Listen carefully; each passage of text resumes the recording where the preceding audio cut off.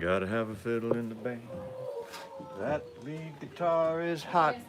Right now it's started. I'm waiting for people to show up. That lead guitar is hot. If you're watching this later, this is another one of my impromptu, unscheduled live streams that I just do whenever I get feeling happy. I feel happy. So no one knows that we're here. So we're going to wait a few seconds to see if anyone shows up, but even if they don't, I'm going to talk anyway. Let me get the chat up, though. Well,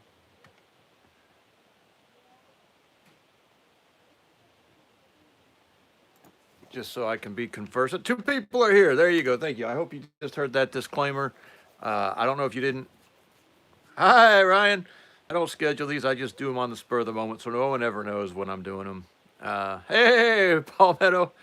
And so I just jump on. Give me 1 second to get the chat up.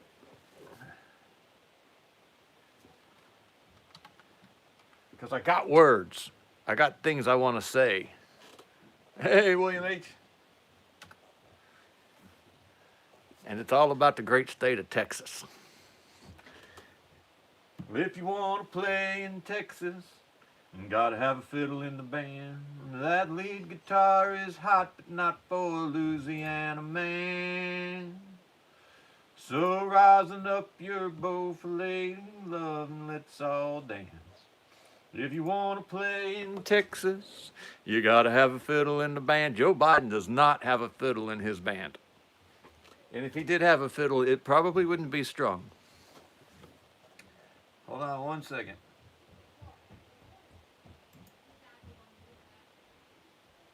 Yeah, Isaac, God bless Texas. Dean is here. All right, man. Well, y'all all know what's going on. I don't have to tell you. But kind of fun, huh? I just checked the headlines right before I jumped on to see if there'd been any change. And there was a press release from the Border Patrol. It looked like the union, the Border Patrol union. And they were announcing that that their rank and file, I'm sorry, someone's texting me. Their rank and file agents are not going to remove Texas's razor wire. So not only do we have a little bit of a pushback on the state level, now I'm not going to call this, I mean, look, we have, well, I don't want to be critical. God bless Texas. God bless Texas with his own hand. There's going to be a lot of really bad country songs tonight. Sorry. So I am not criticizing Texas. But we have waited so long to get here, and the states have eaten so much shit, miles of shit that the states have eaten to get to this point. That we're not going to call it revolution, but we're at least going to acknowledge that, hey, this is some pushback. So not only is this pushback on the state level, it has now started to bleed over into pushback in the federal bureaucracy, because the Border Patrol is federal bureaucracy, right? The federal law enforcement. So this is good news upon good news upon good news upon good news. Freedom has not had so much good news in a very long time. In a very long time. I need a Texas song. I mean, this is another. Isaac says I'm giddy too. Oh yeah, William H says it's the Border Patrol Union. Time to get the band back together. Palmetto says it's a hilarious situation, but it's not going to escalate. Yeah, no, Palmetto. I'm not claiming this is it. It's Boogaloo time, boys. Get your Hawaiian shirts on. But still, it's a moment to celebrate. It's a moment to say, yeah. Texas has a whole house in it. There has finally been some pushback. Someone has finally done something mildly effective. Doesn't matter. It may not be like the most effective. This might not be, the Battle of Saratoga or something. But by God, it was effective. Oh, Isaac finally got an AR-15, a 16-inch Delton. Uh, Put some Magpul irons on it. Put almost 200 rounds. Yeah. He put 200 rounds through it yesterday and sighted in. Wow, that was an expensive day. Well done, young man. But when was the last time the federal government failed at something it wanted to do? When was the last time the federal government did not succeed in bulldozing over everyone else's rights, everyone's rights, because the federal government technically has no rights. It has a few obligations that it refuses. It doesn't do any. The federal government won't pass a budget. That's like one of the things that's constitutionally mandated to do. It obviously won't defend the borders. Another one of the things that's constitutionally mandated to do. It won't do anything that's one of the. It won't do any of the few minimalist things it's supposed to do. But then it runs over everyone else's rights all day long, every day, and nonstop, just nonstop. It never stops running over. But so for the first time, I can't even think of the last time the federal government failed. So this is a big deal. This is a big deal. This is a moment to stop and celebrate. Yeah, celebrate. We're going to celebrate. We're going to reflect. You like my haircut? My bride gives me my haircuts. I can't go back to a barber anymore because like it's such an intimate moment now. It's like it's not sexual, obviously, but my wife's cutting my hair and she's running her fingers through my hair and it's just hypnotic. And I don't know if I can ever let anyone ever touch my head again because it's just going to be weird. Anywho, neither here nor there. I just caught sight of it in the screen and I really like it. She does a good job. Anywho, I've got me a trad wife. I was thinking about this. We're going to get back to Texas in a second. There's going to be some videos on this. I'm really interested in this trad wife phenomenon. I always say there's going to be videos, and there's never videos. I'm such a liar. I'm really interested in this trad wife phenomenon. I can't decide if I think it's positive or negative. On one hand, I think it's positive. On the other hand, I think that these women a lot of these trad wives are not interested in being good wives to men. They're interested in achieving this vision they have in their minds, so it's about their desires, it's about their self-image, and it's not necessarily about being a good wife to a man. But I still think it's probably a positive thing. If you don't know what the trad wife is, we can talk about it if y'all interested. But Isaac just wants to talk about gun stuff. I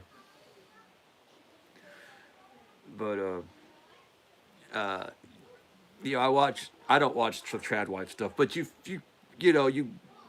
see it every once in a while and interact with it, and I'm always kind of funny because you don't have a trad wife until you've watched your pregnant wife have a baby strapped to her on her way up to the chicken coop to find eggs to cook you your breakfast. That's a trad wife. this Lucille Ball routine in the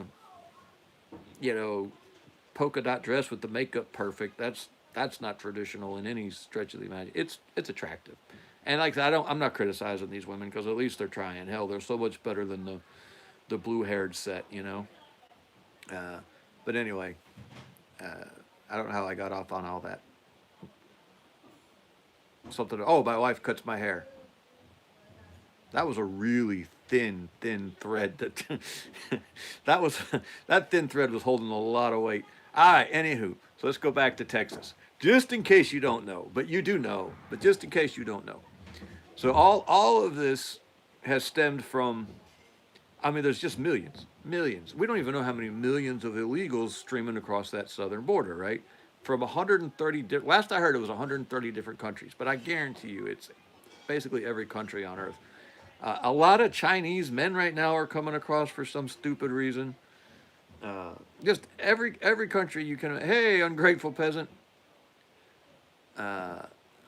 Yeah, Dean, it is. You're right. It's positive.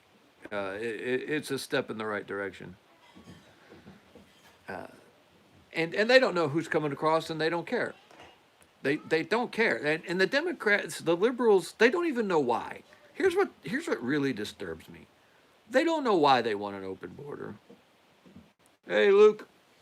Luke B., the gentleman warrior.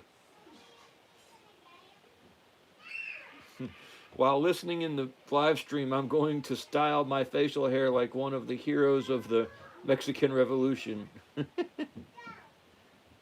Bernard Reyes. I'll have to look him up.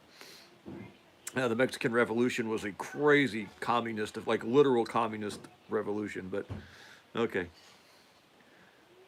It should be Minefield instead. Uh, and the liberals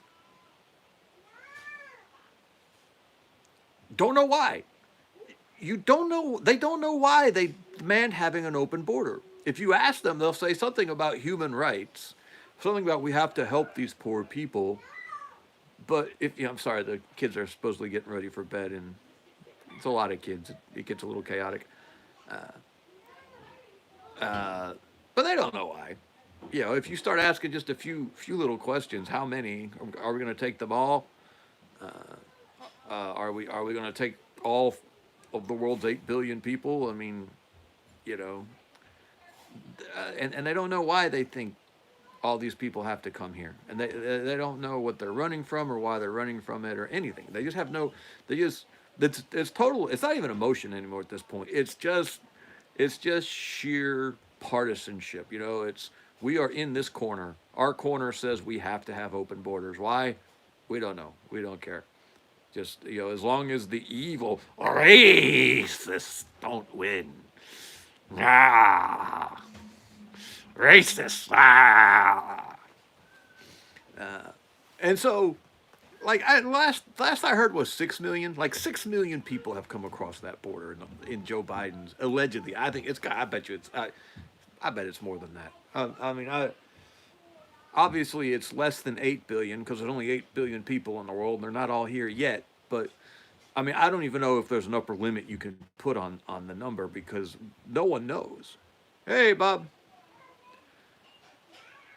Hey, Be America's here. No, Bob, I just get busy and I have terrible time. Yeah, Tim says the number is closer to 22 million. I have terrible time management skills. Turning guns. The entire composition of the southern wall should consist of the sun-bleached bones left by the... Hold on a second. I got to read that. That's awesome. Uh, the entire composition of the southern wall should consist of the sun-bleached bones left by those who attempted to cross before. That is epic. Oh, that is awesome. All right. Anywho, and I mean, that's massive. If 22 million people have come across the border, now is that 22 million? Is that the number of illegal aliens people think are here, or what has come over on Biden's term? Either way, it's a massive number. Obviously, if that's the totality of all of them that are here, that's better than that if that's 22 million that have boom diggity. Chuck Norris Gun Club is here. It'd be better if that was the totality of the illegal aliens here than if it was 22 million who've come across in the last 2.5 years. But either way, it's an insane number. We're talking about, God, 22 million just in Joe's term, Dean. Wow. There's 330 million people in the country. And we're talking about fully 10% of them are illegal immigrants who came across. Oh, wait, we got an on-the-ground report from someone in Texas. Local news outlets here in Texas are showing video of heavy armament heading west from Texas Guard locations across Texas. 13 states already have personnel here as well. Whew. And the Missouri Southwest Assistance Group try crossing into other countries without the papers. Papers, please. Yeah, exactly. And Chuck Norris says we need to get into a rhythm to work together. Yeah, here's what pisses me off. This pisses me off. Lots of things piss me off. I have an uncle who's a wild man. He's just crazy. Possibly certifiable, but he's a blast. He's a ton of fun, but he's just nuts. And he married himself a Lithuanian woman. And if you know anything about Lithuanians, they're very white. And she was here illegally. She came on a tourist visa and never left. Uh, okay, not good. That's bad. My uncle decides he's going to make an he refused to marry her for years, like a decades, like literally 20 years, almost 15, 20 years. He refused to marry her. Uh, and I mean, I know why. She was illegal. He never he never heard a boo out of her. You know, she was a great wife for 20, however long it was. And he finally decides to marry her because he gets old. And instant instant they apply, she gets arrested and shipped back to Lithuania. Like the instant they applied to get he married her. They went and got a they were married. It was a legal marriage. Uh, but they deported her white ass in a matter of like weeks.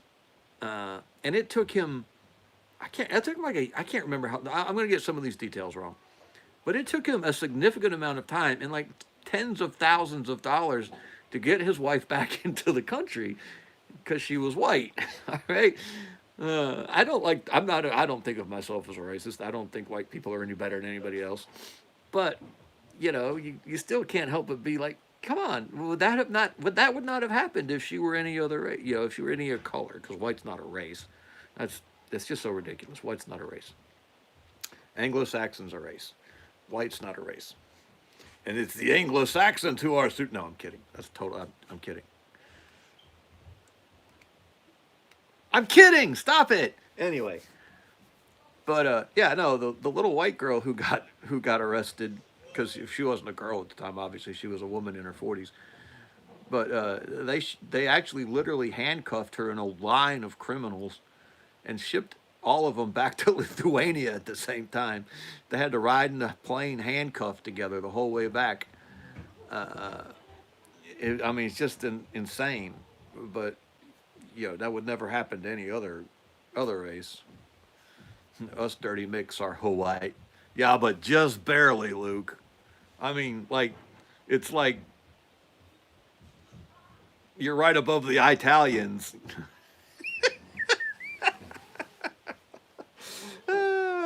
Yeah, Italians are whitish. Mix are Spanish. Anywho, no, I'm kidding. I kid. It's funny though. Are you certain he wasn't trying to get rid of her? He spent too much money getting her back to have done it on. He loves his money. Oh, that man's tight as a drum. Hokey smokes. Talk about pinching a nickel to the Indian, you hollers. That man is. There's some race that's supposedly refuses to send money. There's some racist joke you could make about being thrifty. Is it a Scotsman? I can't remember. Anyway, so yeah, no, maybe he was trying to get rid of her, but then yeah, he made the Indian cry. But he wouldn't have done it if it cost him money to get her back. If he'd wanted her back, he wouldn't have sent her because it was going to cost him money. I can think of a few. Anywho. So anyway, your uncle is Jewish. No, my uncle's not Jewish. He is also very, very, very, very Anglo-Saxon. But like, probably pre-Christian Anglo-Saxon. he's gonna have the axe, the whole 9 yards. Where were we? Anyway, so fully 10% of the country is illegal aliens at this point. Oh, I like that, Chuck Norris. Wrestle over a penny and make copper wire. Nah, he's not a pagan, Isaac. He's just definitely not he would probably claim to be a Christian, so I'm not going to judge his Christianity. But he's not he's not all, he's not a nice guy. He ain't a nice guy. He ain't touchy-feely. Ton of fun, though. This is a guy who carries a mouth guard in his pocket. I kid you not. He always has a concealed carry mouth guard in case he's got to throw hands. He pops it in. He's just nuts. Yeah, George Bush claims to be a lot of things. For a few minutes there, he was even a good president. For a few minutes. Anyway, And the government's got some fetish. It's a fetish. The government has a fetish. They have fetishized bringing brown people over the southern border. Don't know.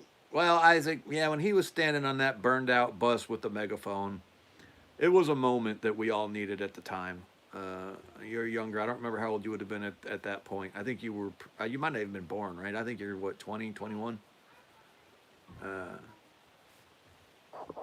and in that moment, okay, Isaac was one. And in that moment, when he was standing on that burned out bus with the megaphone, uh, he was a good president in that moment. And he was a good president. He threw out the first pitch at a baseball game right about that same time, too. Uh, and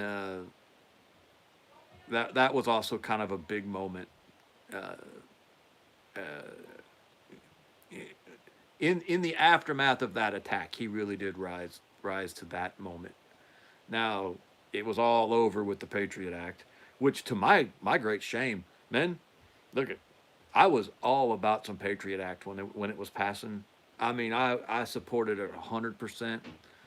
Argued for it, fought for it.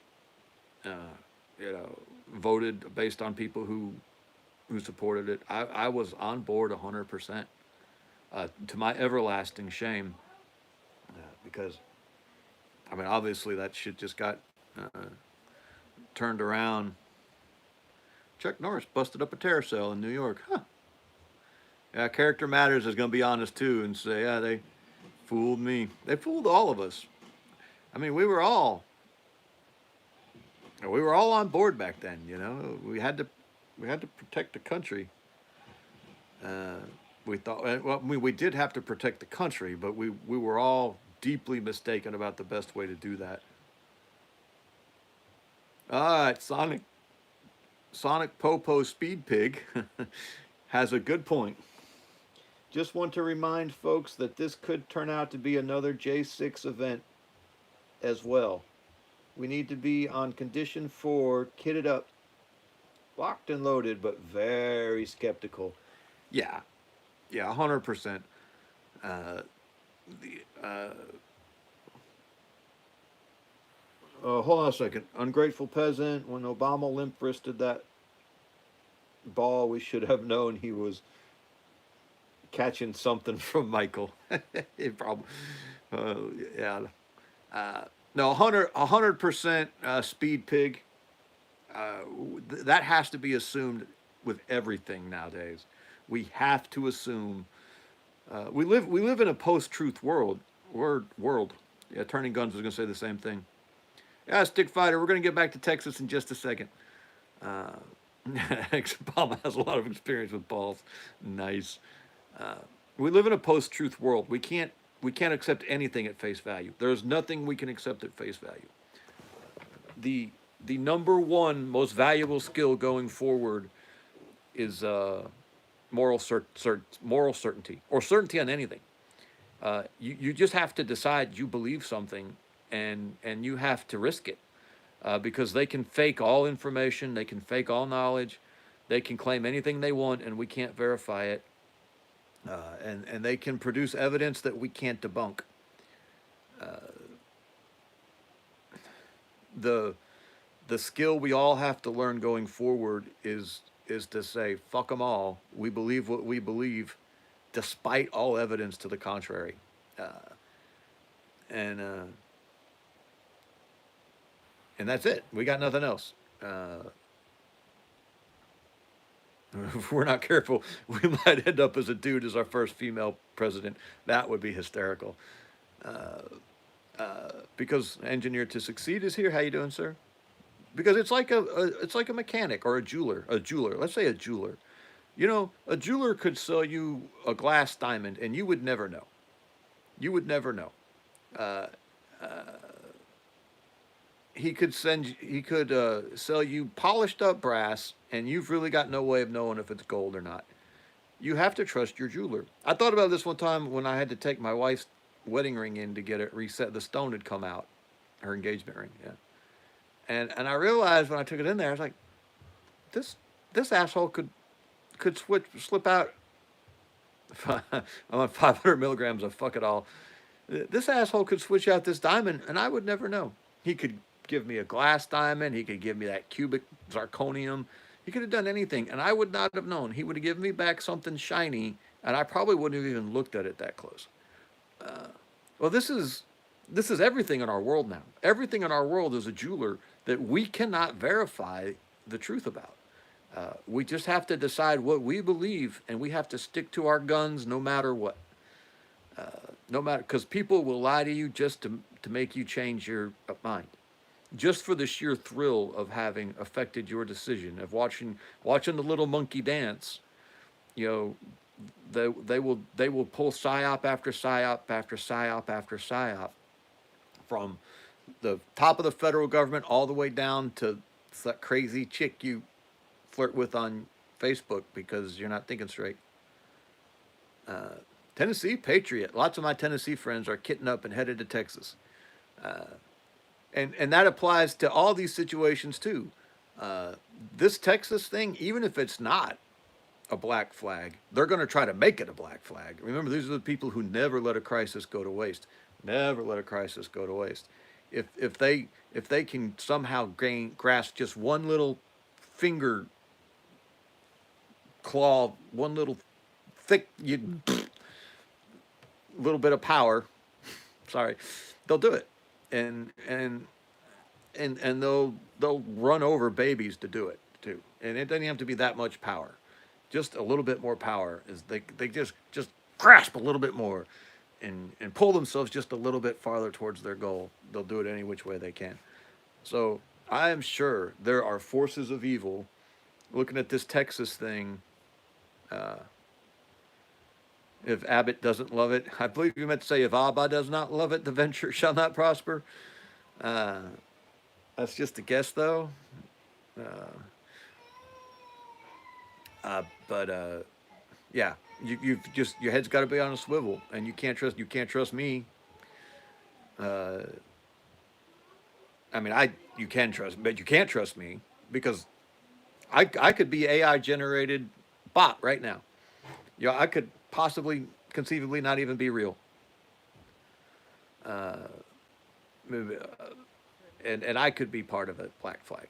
They could fake your own mother and you wouldn't know it. They could make a phone call from your mother and you would not know it. I liked listening to Crowder, Steven Crowder, uh, and he does a Trump impersonation that is, quick question: having problems getting 7.62 by 39 ammo for my SKS in Canada. I can get a good deal on Chinese ammo. I don't buy Chinese normally, but for lack of options, are they okay quality? It's not any worse than the cheap Russian stuff. Uh, I, I, I used to shoot big bear. You know, we can't get it anymore here in the land of the free and the home of the brave. Of course, I mean it's Chinese, but yeah, anything's better than nothing. But yeah, no, as far as I remember, I don't. Was it Golden Bear? I think it was Golden Bear. Uh, yeah, no, it's fine. Uh, all of that stuff. The ammo is always the weakness in all those. Hey, Lance Corporal veteran, how you doing? In all the Soviet com block platforms, the ammo is just not as reliable. But we're talking about. I think it's. I'm pulling this from memory, so verify this. But as I recall, Russian ammo, and I would assume Chinese ammo is the same way, has like 5 or 6 malfunctions per thousand. Uh, so it's fine, especially if you don't have any other option. Golden Bear was zinc plated, and at least for me, tended to be slow to fire. Huh, that's interesting. I never shot a. I mean, I shot the 5.56 versions, which I don't know if they were any better or any worse than 7.62 by 39. I'm assuming it's going to be pretty similar. I was going to make fun of you for shooting 7.62 by 39, but you're in Canada, so obviously it's the best choice. Of the SKS is the Golden Tiger. Yeah, Golden Tiger. I think there was a bear too, though, Luke. Oh, Lance Corporal Veteran's going to go fight his brother over a car. I mean, if you're going to fight your brother, it might as well be over something big. What did he steal the car, wreck the car? Y'all just disagree about the Ford Chevy thing? I'd like to hear the rest of that story. Brown Bear. Brown Bear. That was it. It was Brown Bear and Golden Tiger. Thank you, Tennessee Patriot. But yeah, no, that the Chinese stuff isn't any worse than the Russian stuff, Patrick. Yeah, now everybody remembers Brown Bear. I don't know why I couldn't come. I don't know what I was doing with Golden Bear. Anywho, so yes, this. I wonder how many people are going to say Brown Bear now. Silver Bear? Y'all want to see some silver? I got some silver. Oh, I love me my silver. We'll look at the silver here in a minute when we get done with Texas. It's a trash car that he thinks is his baby, even though he sold it to me. Huh.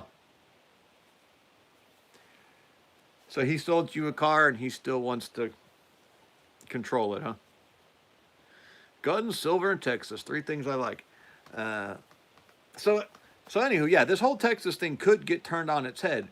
I remember the last time the federal government lost. It's not as long ago as I thought. It was the Bundys.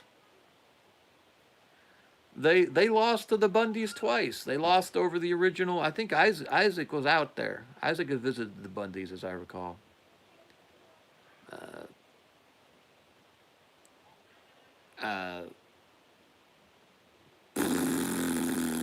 I need to turn off this stupid text message thread. Yeah, so the original Bundy, they never got paid for their cattle. You might have to refresh my memory on that. But the original Bundy standoff, the Bundys won. They didn't go to jail. I don't remember the thing about their cattle. I don't know. Gotta let the hound out. Is that a euphemism? Yeah, how many A-10 pilots are work versus sane? Oh, Isaac, someone I know was out at the Bundys. I can't remember who it was now. Wish me luck. My dad said he will mediate. All right, good luck.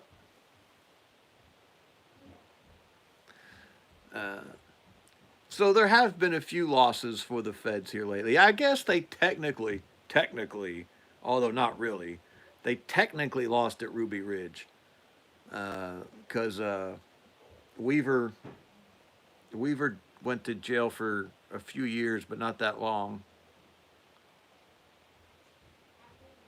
And then him and his daughters got $1 million each. But that wasn't a win considering all they lost. But any two. So I guess there has been a few ongoing losses. Hey, look at that. They're accelerating. And then they technically lost at the bird preserve with the younger Bundy. But they still killed, oh, shucks. What was that guy's name with the horse and the flag? It was like, oh, I don't remember. But they killed that guy, but then everyone else walked. So, if the Bundys head to Texas, we all know it's safe. Lavoy Finicum. Thank you, Chuck Norris. His daughter, actually, at one point, Lavoy Finicum's daughter at one point posted on the channel thanking us because we had covered something, and she asked permission to give a link for a fundraiser. That was kind of a cool moment. We enjoyed that. Anywho, yeah, Lavoy Finicum. And then, the Randy Weaver situation was heartbreaking. So yeah, this whole thing, I guarantee you that there are evil people with thin curled mustaches in dark rooms trying to think of ways to turn this to their advantage and claw more power for the federal government away from the states. Oh, Dean is saying that David and Jimmy D went to the Bundy Ranch. Those of you who have been around for a very long time will remember uh, David Burden and Jimmy Dean, who were some of our earliest and closest friends on the channel. Who they both died several years ago, but they were good buddies and just absolute warriors for the Second Amendment. They were awesome. Yes, one thing's for sure: Texas is the canary in the coal mine. Yeah, Texas is ground zero for this stuff, and and I guess given its history, which you all know, obviously it was its own nation for 10 years. Uh, yeah, obviously given its history, it probably was always going to be, but given its situation, it shouldn't have to be, because Texas is also ground zero for the invasion. So not only are they the ones dealing with it, but they're the ones who are most threatened. You know, uh, Mile here, yeah, that was the bird preserve, right? Uh, which that was some horse shit too. Luke B. I'm in Oklahoma trying to raise my 3 daughters and maintain my property, keeping a close eye on the sitch. Because now, let's be honest. The vast majority of Mexican illegal immigrants have turned out to be decent people.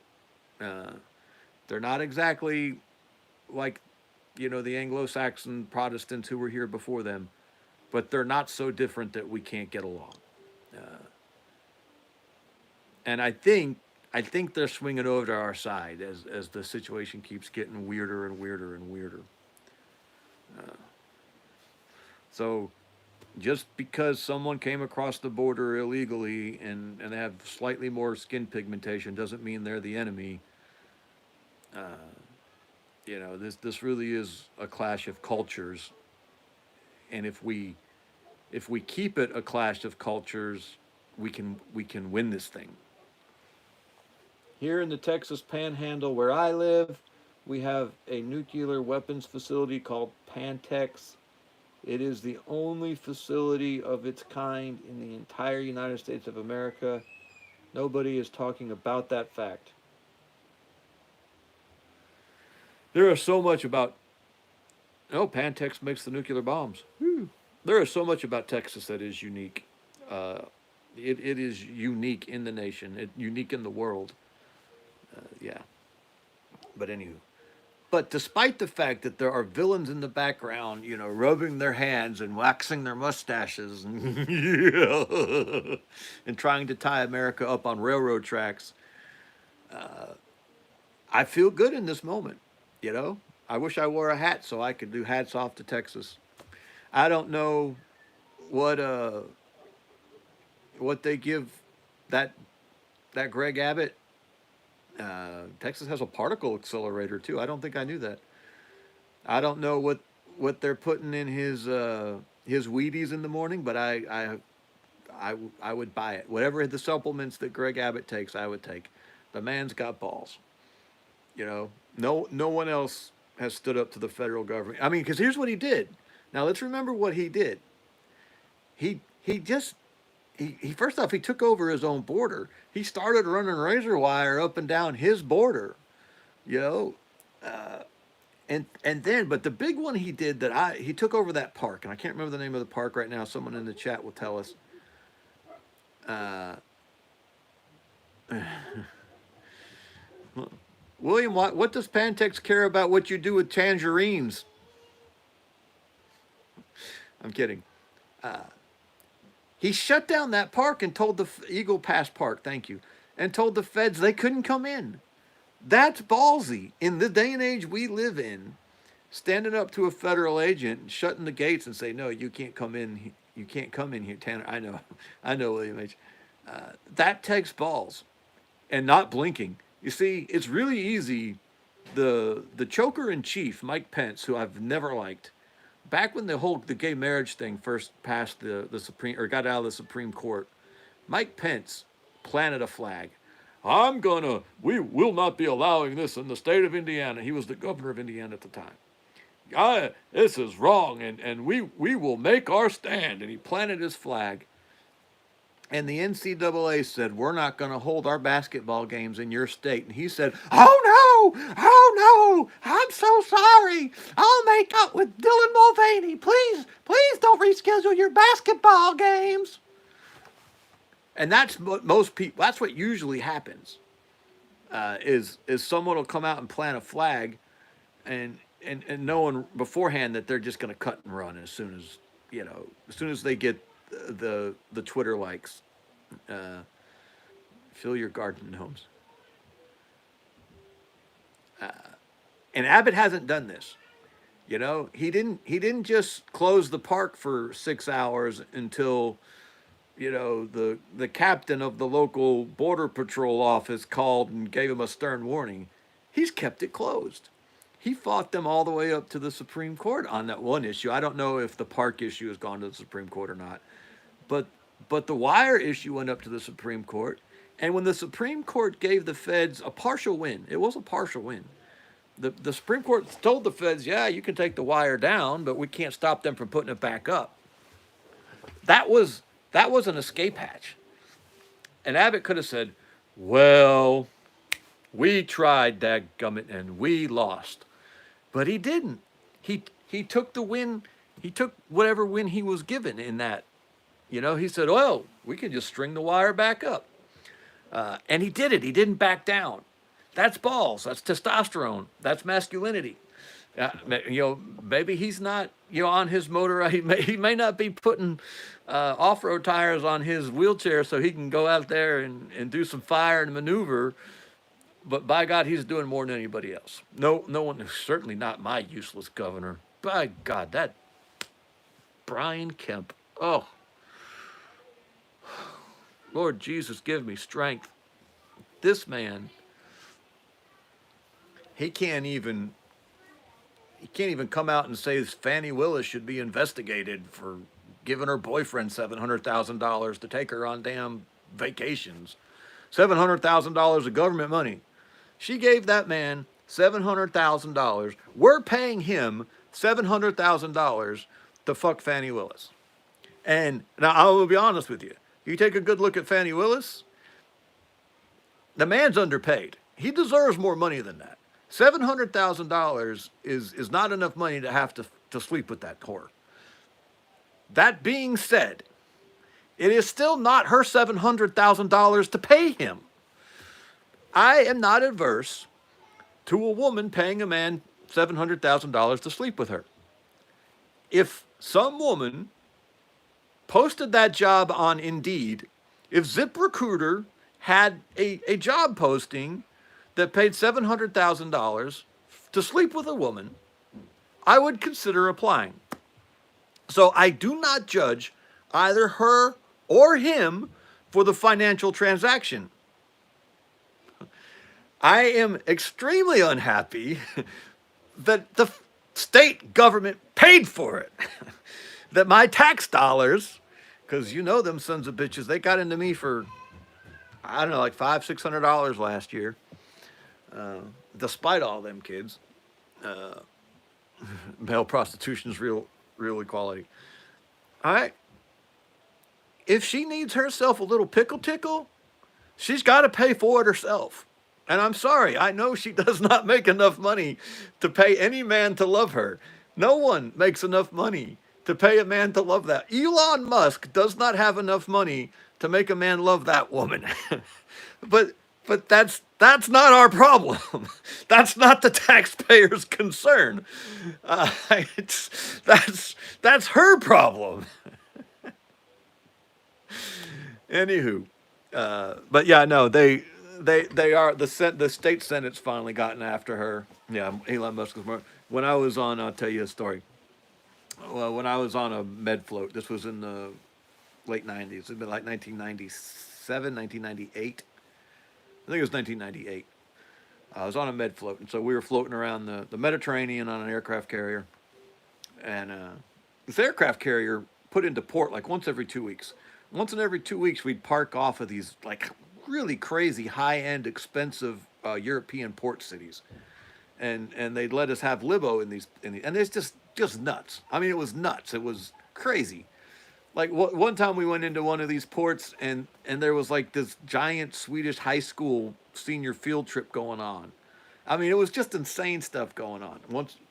Well, anyway, the ship's master chief petty officer uh, goes to inspect this part of the ship one day. Hey, Wolfpack, good evening. And the hatch is locked, and he can't open it. So he calls the petty officer in charge of that area and tells him to open the hatch so that he can inspect the area. Now the punchline here is that this room was actually the room immediately underneath the Master Chief Petty Officer's berthing. And that's why he had never inspected it, because whenever he started his inspection, he would always leave his room and walk like to the farthest end of the ship, and he never inspected the room right underneath his until this one day. So he calls the petty officer for that area, and he says, hey, open this hatch, I'm going to inspect. And the petty officer looked at the Master Chief Petty Officer and said, no. He refused to open the door. And of course, the Master Chief Petty Officer's like, what? What do you mean, no? You can't say. It ends up, they had to arrest the petty officer. They arrested him and took him to the brig. And then they had to get a welder down there. And they had to have a welder cut the door down off of this room. So that they could go in and see what the hell this petty officer was hiding, right? And so they get in there, and it's a whorehouse. It's a brothel. This was one of the first ships they put women on back in the 90s. At the time, they told us it was the first ship. I don't know if that is or not, true or not. But they told us, we're doing this experiment. We're going to send women out on board ship, and we're going to see how it goes. And it went terrible. Like, in the first 3 months, a third of them shipped back for being pregnant, and then we had a whorehouse. But what was funny about it, and what brings it up, is that we were hitting all these high-end European vacation resorts or ports literally every 2 weeks. I don't think we went more than 2 weeks without hitting one of these crazy party spots. And there was still this whorehouse going on board with these hideous women. I mean, the Marines were all really angry because we didn't know about the whorehouse. The sailors kept it to themselves. And I was just proud that it was female whorehouse. I thought that was a step forward for the Navy. It's like, good on you, men. You're,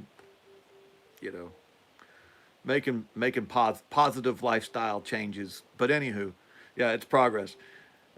But these were hideous women. I mean, these were ugly women. And I was thinking to myself at the time, you couldn't wait 2 weeks to hit another Greek port? We were in Greece like constantly. The ship's captain loved Greece. I think we hit like 11. We were only out for 6 months. We went to Greece 11 times, I think, or 15. It was something crazy. We were in Greece.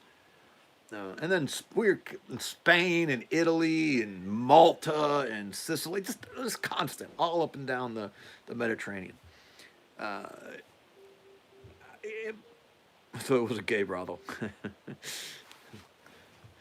Anyway, but the connection here being that yeah, any woman can probably get laid if she really wants to, but not Fanny Willis. Fanny Willis has to pay $700,000 to find someone to sleep with her.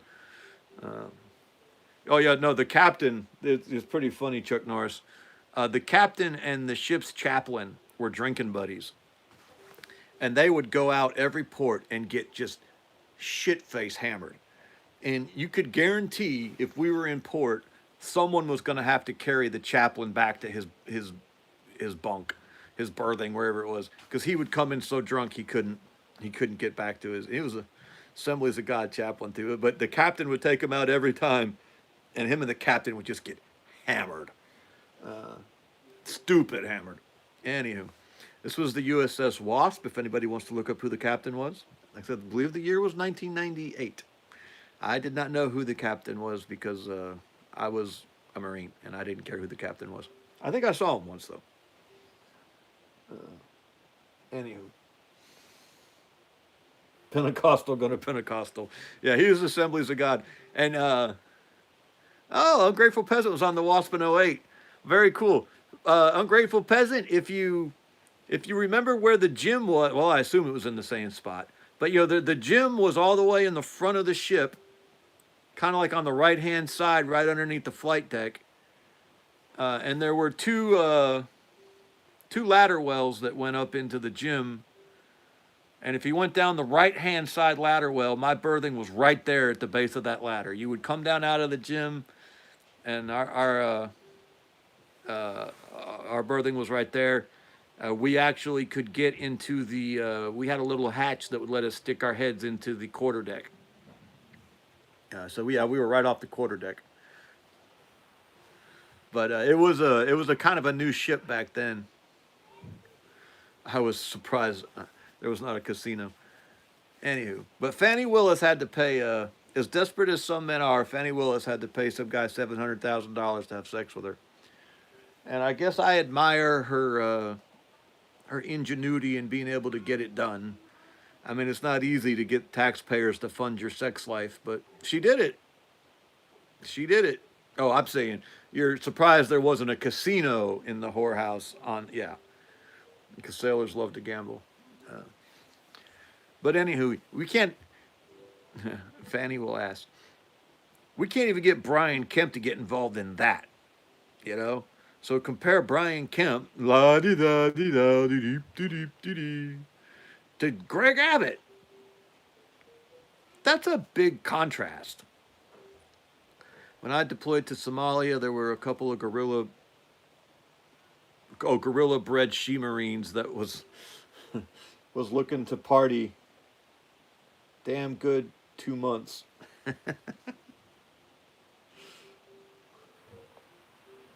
Yeah, Brian Kemp is a dork. We can do better than Brian Kemp. Of course, I don't know. Atlanta is this giant, sprawling, ugly squid sitting in the middle of the state, just sucking the life out of the whole damn place. Uh, you just can't account for Atlanta.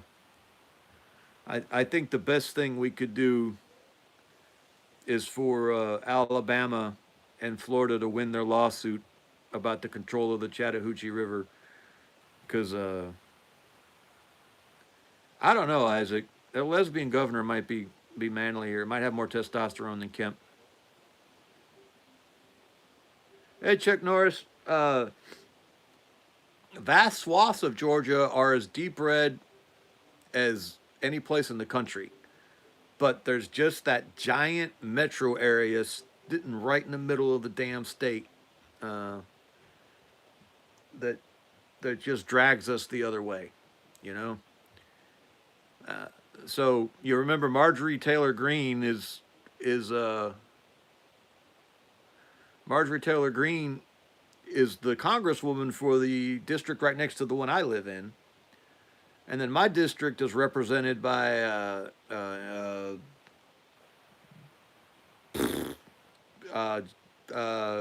Clyde. Clyde?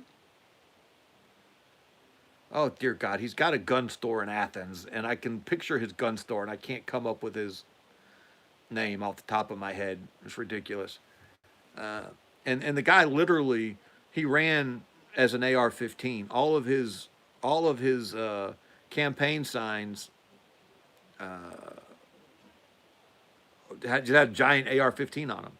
Andrew Clyde, I think that's Andrew Clyde. Clyde Armory is the name of his gun store. And you couldn't even see his name on his yard signs until you got right up on him. But you saw the AR-15 from 100 yards away. You know, he ran as the AR-15. Uh, so yeah, the rural areas of Georgia are like crazy red, insanely conservative. But then we've just got this giant liberal metro area in the middle of the state. Uh, yeah, Athens and Spartanburg. They're probably 2.5 hours away from each other, Isaac. I live in between the two. I'm an hour from Athens, and I'm about an hour and 45 minutes from Spartanburg. Uh, but we also have Cairo, Georgia, which is spelled uh, Cairo, and there's also Rome, Georgia, Uh, we've got a bunch of names like that. Spartanburg, a Civil War battle. I don't remember there being a Civil War battle in Spartanburg, but there could have been. Now, there was a Revolutionary War battle just north of there at Kings Mountain. Actually, kind of important. It wasn't a big battle, but it was an important battle.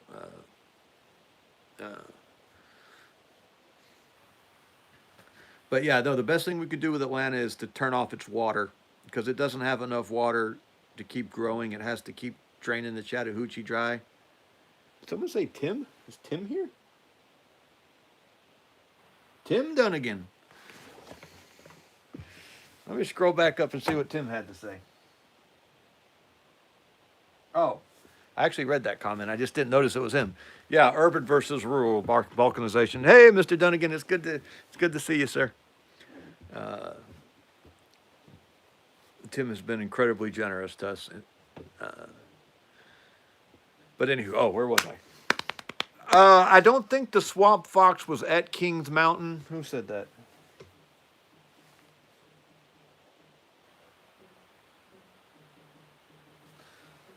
The swamp fox wasn't at Kings Mountain. He was farther east, I think.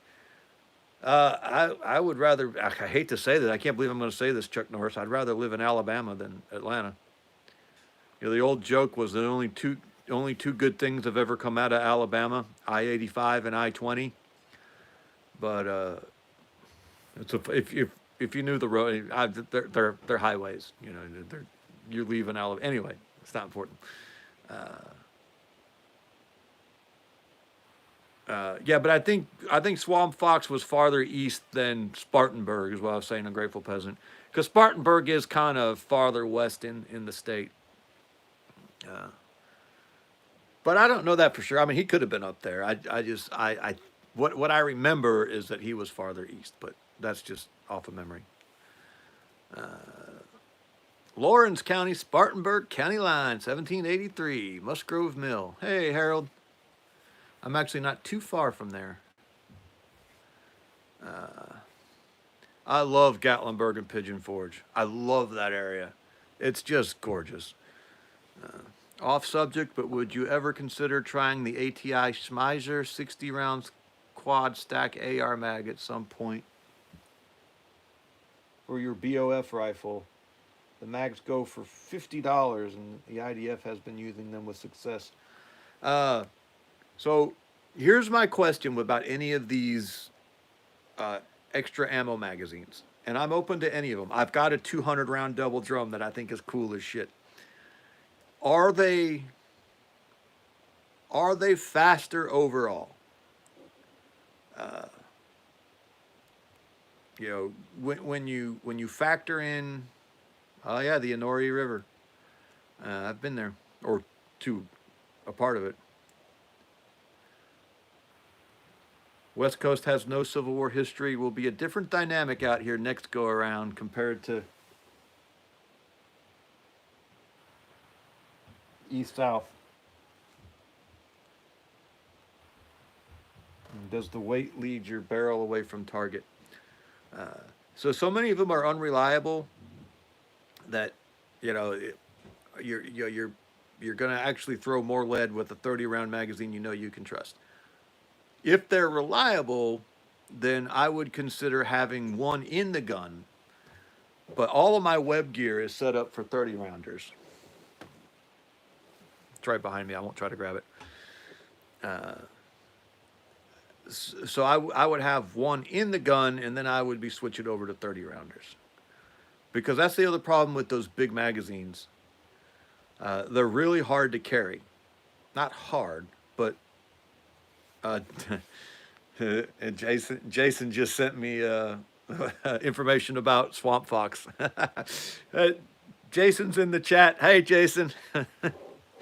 uh, just texted me. Anywho, so that's my thing. I would have one, and it could be in the gun. But then when I drop it, I'm probably not retaining it because I don't have any place to retain it. and then I'm switching to 30 rounders after that because of my web gear. Oh yeah, Palmetto Paratrooper kind of came from that area. He was farther east in South Carolina, kind of more centrally located. I'm going to give your address out right now, Palmetto Paratrooper. Is that okay? Social. That's all inside OPSEC, right? But anyway, that's my thing. That's my thing with the high capacities.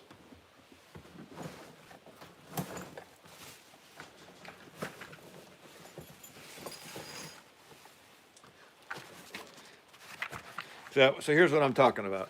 This is a 200 round double drum, and it's cool as can be, right? I'd put it in a gun, but YouTube dumps live streams if. Oh, okay, Isaac.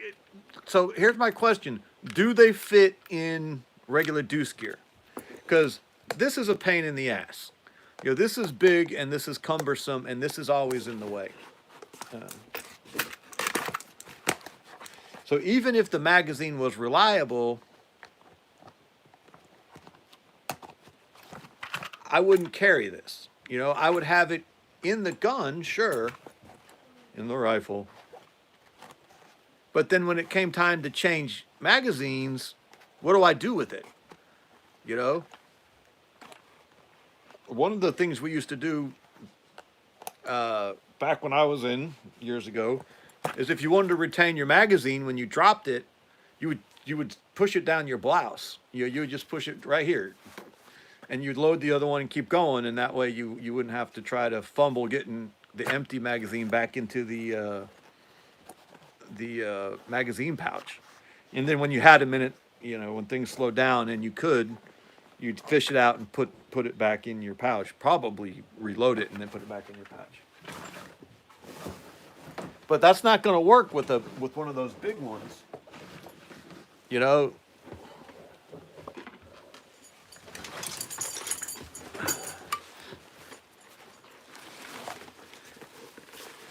So if it's going to fit in one of these pouches and it's going to be reliable, then yes, I would consider using it. But if it's not going to work with my deuce gear, or if it's not going to be easily, obviously it's deuce gear that you've got to be able to easily convert, and it's not reliable, then no. Because 30 rounds is a lot of rounds, especially if you're taking well-aimed shots. And I know that BOF is not necessarily about well-aimed shots, but it's still not about this indiscriminate. You know, you're still doing 4-round bursts, and you're taking time in between.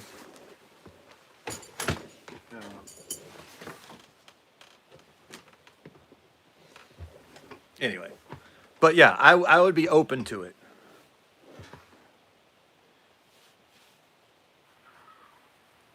Yeah, he's sending me all kinds of links. I'll get off the X. Ecstasy or Twitter? I'm not sure what you're saying there. Where were we? Okay, that is for static positions and ambushes. Oh, that's provider bones. Hey, buddy. Can you go... Can you go drone prone effectively with those? You can go prone effectively with those. Yeah, that's the other problem with the extended magazines, is if they stick out really. Now, I think what Isaac is talking about is just a double thick magazine. It's only as long as a regular magazine, and so it's a quad stack. You know, the normal magazines are double stack. This is just an empty. So you got the two bullet, you know, the bullets sit side by side, and then with the ones he's talking about, you essentially have two magazines melded together, and then they neck down into just a double stack from a quad stack. So they shouldn't stick down any farther than this one. So they shouldn't affect the prone. But like that's the problem with the 60 round extended mags. or even with the ones where they take the clip and you clip a second mag next to this the one mag, so you can flip it and even though stick down farther, and then of course you've got to open. The bottom of your mag is open and it's dragging against the ground, and Keith likes drum mags. Hey Keith. Let's see if these are what I think they are. Oh no. Oh, here it is. No, oh.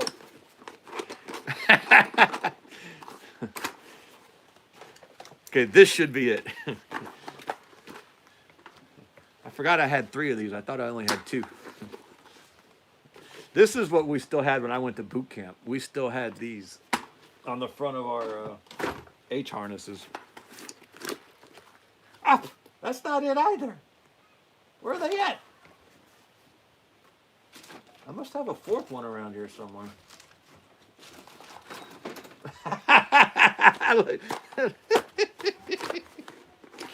Oh, brother. There we go. This is it. Dun, dun, dun. Let's see.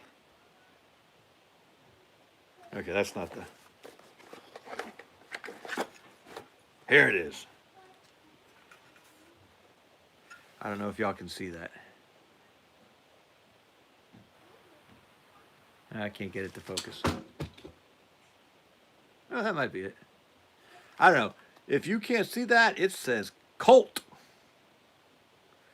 This is an old Colt 20 rounder. Look, it's got the metal follower. Oh, ungrateful peasant's got to leave us. Thank you, ungrateful peasant. We appreciate you, sir. So I found this. I had a buddy who I was in the VFW with, and he was an old Vietnam vet. And he was actually in the Air Force in Vietnam, but he was MP, and he did airfield security. And he saw some shit. I can't remember. Did he have a silver star? He might have had a silver star. He had something pretty impressive. But then when he got back from Vietnam, he was in the National Guard for decades. He was still in the National Guard when I knew him. And he got up to some E9, whatever the Army does. Hey, Les Jones is here. And so when he died, his widow asked me to come and take all of his military stuff because she didn't want to throw it away, but she didn't know what to do with it. And I mean, I found crazy stuff. Crazy stuff. Some of it we can't talk about on a live stream. But one of the things I found was this 20-round magazine. So I don't know if this dates all the way back to Vietnam, if this was original.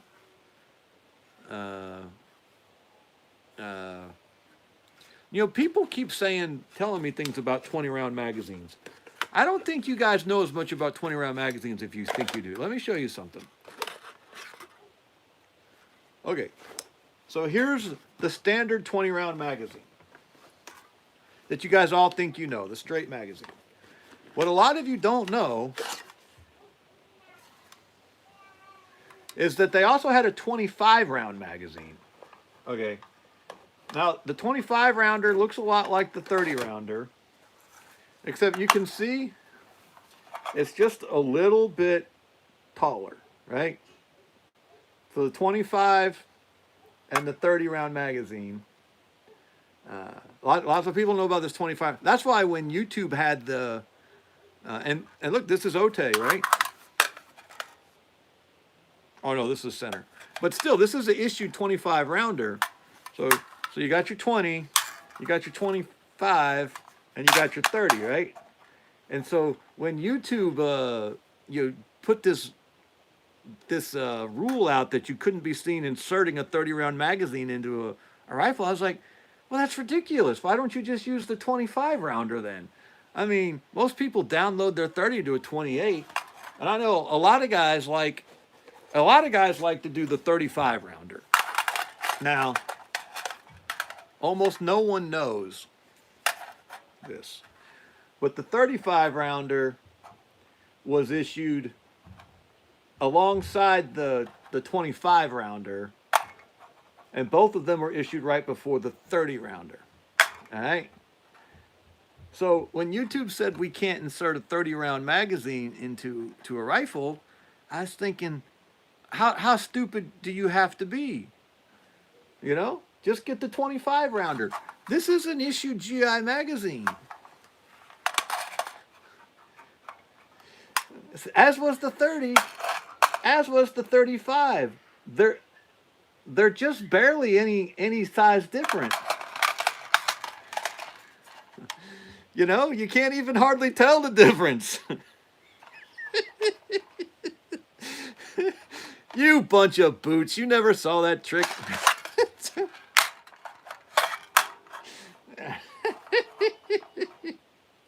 Y'all just got corporaled. They're all the 30 rounders. They're the same size. There's some there's some illusion. I don't know what it is. Some optical illusion that I guess the curvature makes them look different sizes. I don't know, but I used to love doing that.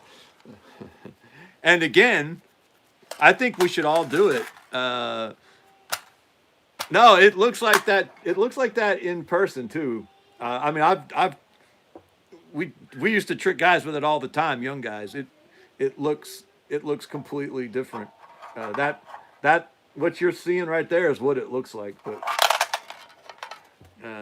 you know, side by side they're identical. But yeah, I think anytime we're doing shooting videos, I'm going to say, all right, YouTube, here's the 25 round magazine. As you can see, it is not a 30 round magazine. 25 round, you know, how would they ever know, right? Okay, I'm sorry. That amused the shit out of me.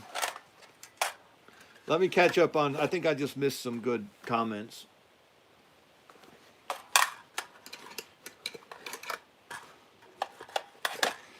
Oh, we haven't had a Texas song in a while either. We all need to sing, what is the Texas state song? Is it the Yellow Rose of Texas? The Yellow Rose of Texas. Da da da da da da da. I don't know it. Deep in the heart of Texas, the stars at night, they shine real bright. Deep in the heart of Texas. God, we went from 72 viewers to 65 as soon as I started singing. All right. What are the comments we missed here? All right. Even them tenors will come in handy in a jam. Yeah, I don't have any 10 rounders. I should get some just for that reason, just to screw with the feds. God, I got a lot of magazines. Peace out. All right, everyone's enjoying my little joke. Appreciate y'all. All right, not sure why I would need bigger than 30. I do have a large 200 plus magazine for my SKS, but I can't see a real need for it. I have 6 magazines for my 22 semi-auto.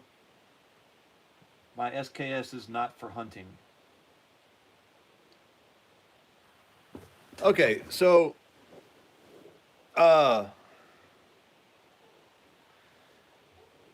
7, Isaac, at least 7. I was thinking the SKS had a fixed magazine. Am I crazy? Or can you modify them to have... Clearly, I don't know my SKSs very well. Dirty little secret. I've only ever shot an SKS twice. And it was 2 different examples. And both times, it was the single worst trigger pull I've ever felt on a rifle. I have never encountered a worse trigger pull than I did on an SKS. Isaac, I have 24 for the AR, but I want more, though. At some point, though, Isaac, you got to buy the ammunition to fill them magazines with, so... you know, anywho. So I don't know much about the SKS. For some reason, I was thinking I had a fixed magazine, though, and it was fed through stripper clips, but I... Okay, Ryan is telling us some SKSs had detachable from factory, others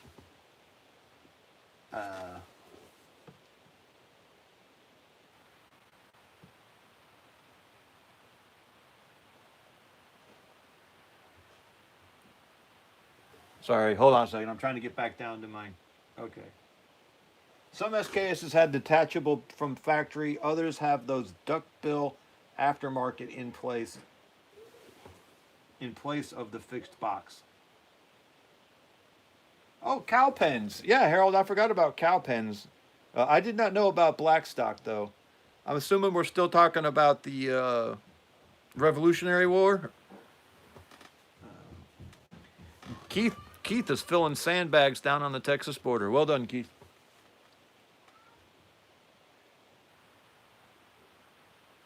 And then, yeah, some SKSs could take AK mags. So does this guy want to succeed? Rhett, who is that?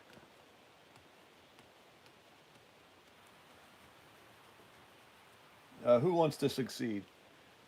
Les says he's just a hillbilly Indian. My mini 30, 20 round mags have been enough. I think they make, don't they make 30 rounders for that mini? I have a mini 30, technically. My mother gave me a mini 30, and then my father took it back, and then my mother gave it to me. This has happened like 5 times. 5 times my mother has brought me this mini 30 and said, I thought I gave you this rifle. And 5 times my father's come back and said, why you got your mother's rifle? Give that back to me. I'll get it eventually, right? No, Isaac, the mini 30 will eat anything.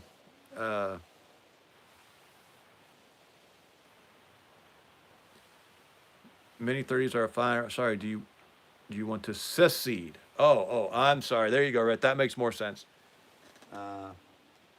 Do I want to secede? I think rather than me seceding, I think California and New York should secede. I was here first, so I don't feel like I should have to leave. I feel like the weirdos should leave. But yeah, someone should secede. We can't live together anymore. We can't live together anymore. You can't reconcile my value system with the value system of the prototypical New York liberal. All right, there's people who live in New York who say that my right to own guns is a dire threat to their lives, and I say them taking away my guns is a dire threat to my life. All right, you can't. You have two diametrically opposed viewpoints. They can't be reconciled, and everything's that way. They'll tell you that socialized medicine is a human right and that we are killing people if we don't let the government take over all of our health care. And I believe the government taking over health care is one of the most tyrannical power grabs that they could pull, and will end up killing all of us. So yeah, I can't live with the prototypical liberal anymore. I look at the prototypical liberal, and I see a direct, literal threat to my life and my family's life. And the prototypical liberal looks at me and sees a direct, literal threat to his life and his stupid little dog in the sweater's life, because prototypical liberals don't have families. Which is why we can win. We can win. Because we're going to outbreed them. I'm going to outbreed them if the rest of you assholes would start helping me. Isaac, you got anyone knocked up yet? You have never seen more hatred between different types of people than here with rural Massachusetts versus Boston. Complete opposites, yeah. Yeah, Palmetto's definitely outbreeding them. What are you up to, 6, Palmetto? I mean, that's a cute little family, by the way, Palmetto. I remember when I had 6, and that was the sweet time. You know, it's a nice, flexible little family at 6. It's all right, Palmetto. You'll get there, brother. One day your beard will look like this. Yay! Isaac, you don't have to kiss a girl to get her pregnant. I don't know who told you that, but clearly your sexual education class in high school failed you if you think kissing causes pregnancy. You gotta stop going to independent Baptist schools, brother. They are not teaching you the correct human anatomy. If that's how you think pregnancy happens, uh, then you have been failed, young man. PSA is life. I gotta kiss a girl to get her pregnant, right? Isaac, you don't even know what you're missing, brother. There is a whole world about to open up to you. If you think I'm sorry, I'm kidding. Provider Bones. I recommend the book Boston's Gun Bible to those who have not read it. Provider Bones, I have not even heard of the Boston Gun Bible. I'll have to look into it. Red, I have 15 kids total. Apparently, Chuck Norris, he ain't ever even kissed a girl. He's a good independent Baptist. He doesn't smoke, he doesn't dance, he doesn't drink, he doesn't chew, and he won't kiss girls that do.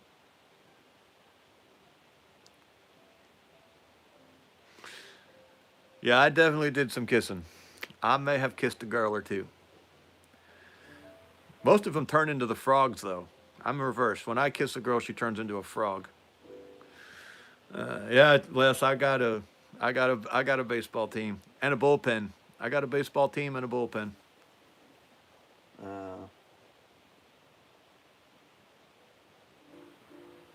Don't drink whiskey. Trim your beard. I only had 4 children. Why would I trim my beard? I love my beard. Although it is actually time probably to trim this side because it gets really long. I got this one little piece here. I don't know. It's the mustache I always think about trimming. Because I actually, believe it or not, I have lips underneath there. But you can't see them most of the time. But I do this so the feds can't read my lips, you know. So when I'm in the field talking, to my militia buddies, they're not going to be able to read my lips. A great way to annoy Mexican socialists is if your wife likes it. What do you mean, like? What, does she have a choice? What, are we taking surveys around here? Hey, baby, what do you like? The best way to make a woman unhappy is to try to ask her to figure out what she wants. They don't know. They don't know what they want. Don't give them options. That's why I hear men like, just pick somewhere to eat. No, dumbass. You pick somewhere to eat. Don't give her options. You're going to make her miserable. A woman's, I'm off on, I wanted to show some silver. Let me do this and then we'll show some silver because I actually can't do a long one tonight. Every woman likes tacos. You're setting me up for a dirty joke, aren't you, Chuck Norris? A woman's baseline is fear. All of women's decisions and thoughts and emotions come from a place of fear. And when I'm 23, I'm not even looking till I move. Isaac, I had my first child at 23. You're killing me here, young man. And when you give them options, just like with children, you multiply their fear. The more options they have, the more fearful they are. You don't give them options. You certainly don't give them open-ended options. You give them fait accomplis. Hey, baby, we're going to the Golden Corral tonight. And if she says something like, oh, I read in the newspaper today their health, hey, Kimmy, how you doing? Their health food score, their health department score failed. And if she has information that you need to incorporate into your decision making, you can do so. You can say, I didn't know that.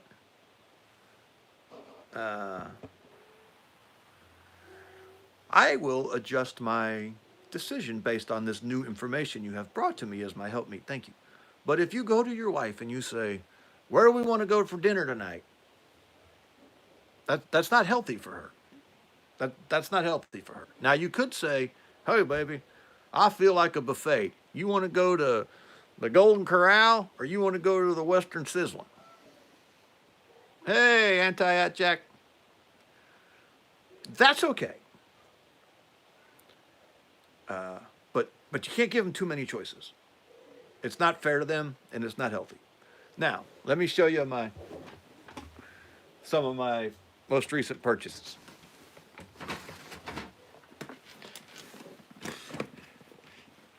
Not all of you know this, and over the militant roots. Oh, here said the Spirit of the Lord. I missed a comment. The Spirit of the Lord is upon the assembly. Believe it or not, women want to be told what to do more than they want to be right. And that's a man who has 6 kids. Okay, I recently started, thanks to Pete Rambo, stacking some silver. And for the first time in my life, I have been able to build wealth. I have never, well, that's not true. I have a wonderful wife who definitely is wealth. And then we do have a paid off double wide trailer on 2.4 acres. So I have that wealth. But I've never built any other kind of wealth for my entire life until I started buying silver. In about a space of a year and a half, I have saved up about $3,000 worth of silver. Hey, Militant Roots has 6 kids too. And it has sort of become something of an obsession. And it's something of an unhealthy, well, not an unhealthy. I am in a state of flux with this. So I started off just buying your regular generic buffalo rounds. You know, be careful.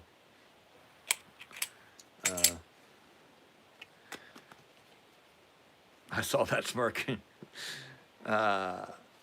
And so, like, this is a tube of 20. And I stuck with the rounds for a while. I branched out a little bit away from buffaloes. I mean, I have more buffaloes than I thought I did. But I started buying just some generic rounds, right? So, like, this is a little copycat of a silver eagle. It's not a real silver eagle, but it's a little copycat of one. What else? Little sunshine mint. Just your basic 1 ounce silver rounds. Go back to the garden with a damn snake.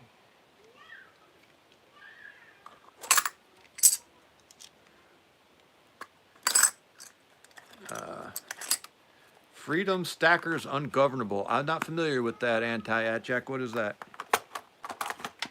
And so I branched out. Stick with me now. We're going somewhere. There is a linear story progression that we're going here. So I started getting some Britannias. And I ended up with a fair amount of Britannias. Not a huge amount. Then I got some real silver eagles, right? Got a good deal on them. Thought they were cool. So I got some silver eagles. What else we got here? Oh, got into there's a kangaroo. That's the Australian version. Someone just said Krugerrand. Oh, that's more Britannias. Are those Britannias? Yeah, those are oh no, those are kangaroos. I ended up with a fair amount of kangaroos. Silver eagle. Anyway, so I got a lot of the... Right, it's money you can't spend it. Exactly, Chuck Norris. I can't spend it. But it's still money, and I could convert it if I needed to. And so that's how I've been able to build up a little bit of wealth. But here's what's happened lately. I started branching out. So I got a 5 ounce bar. Then I got another 5 ounce bar. Okay. So far we're okay. I'm still stacking, right? Got a little more ambitious. I got a 10 ounce bar. And I got another 10 ounce bar. All right. Okay, fine. Then I lost my brains a little bit. And I started buying, y'all see, look at this. Is that not cute? This is my daughter's. I gave my younger daughter a few coins, and she wanted to put them in her little purse, and then she wanted to put her purse in my safe. Yeah, this is not mine. She has some dimes in a 50-cent piece. So I decided I'd buy a little bit of Constitutional. And so I started stacking some dimes. These are Mercuries. And I got some Roosevelts. There's that's a full tube of Roosevelts. Okay, right now we're fine. We're still good. Then I got a Berber dime. And now I'm in trouble. Because now I'm collecting coins. Now I'm not just buying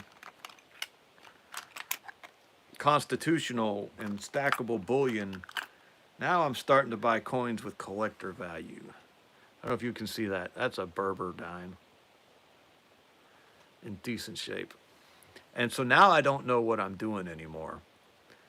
Because first off, it's actually spelled B-E-R-B-E-R. That's a bridge too far. Because now I'm emotionally invested in these things. And I mean, I'm really emotionally invested in these coins.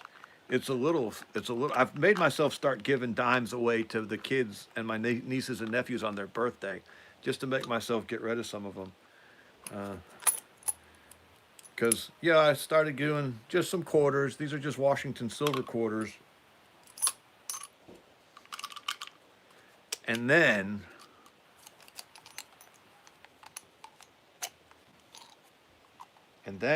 I lost my brains. Well, no, we're not there yet. I haven't lost my brains yet. Then I started just buying some nicer ones, some proofs, some stuff in better shape. I bought this really pretty Barber quarter. It's the same design on the dime, but this one's in better shape. All right, Kimmy, we're getting there. You're getting ahead of me, Kimmy.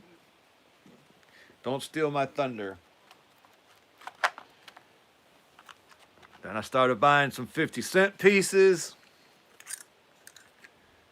I don't know, many of you have seen the Franklin. This is actually one of my favorite coins. This was the 50-cent piece before the Kennedy. I got some really nice Kennedy halves. This is actually a 40% half. The first year the Kennedy half was 64, and so those were 90% silver. And then up through, I think, 71, they were 40% silver. So if you find a Kennedy half dollar that's not a 65, you know, from like 65 to 71, they're still silver. They're 40% silver. And so now I'm sunk. Now I'm buying Walking Liberties. What's this one? That's another Walking Liberty. And I bought a really nice Franklin. Another Walking Liberty. And then I lost my brains. And this is where we're at now. At this point, all of that's still okay. But like Kimmy said, hey, Provider Bones, have a good night, buddy. Thank you. I got into the Morgans. I love them. They're beautiful. Check this one out. I really like this one. This is a real Morgan. Someone plated it, put gold on the face, though. I love them. And now I'm not buying... Big Nate Esquire, I plan to marry a submissive Filipina that keeps Sabbath soon. She's a godsend. Many more children coming soon. That is awesome, brother. So here's a 1879. Now, if I was buying the lowest grade Morgans,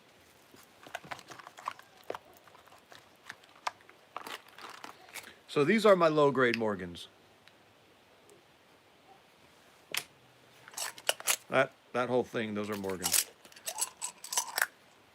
And at my local coin shop, these are $30, right? Okay, no big deal. Because $30 is slightly more than an ounce around. You know, these are like 25, 26 right now. And this is 30. Now this is 1 ounce and this is 0.77 ounces or almost 0.78 ounces. So it's slightly more money for slightly less silver. However, these have a scarcity. You know, this is an 1880, this is an 1884. They're not making any more of these. It has a collector's value that I think it's got a better chance of going up than this does, which, you know, they can just mint these all day long, especially the buffaloes, you know, that don't have a date on them. So it's fine while I was buying the lowest grade Morgans because they're slightly more expensive than a round of silver.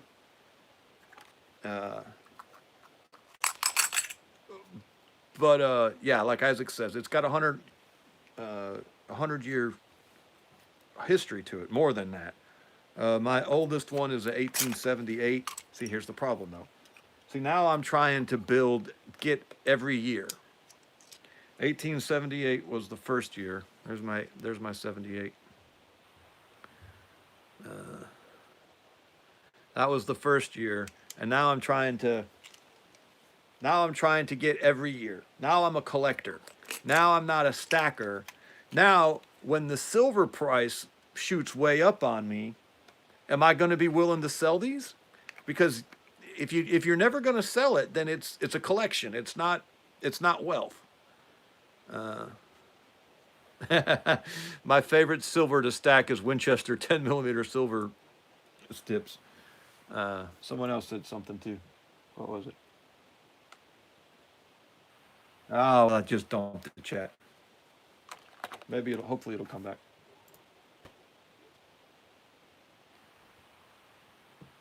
All right, somebody said something interesting, but I missed it. I'm sorry.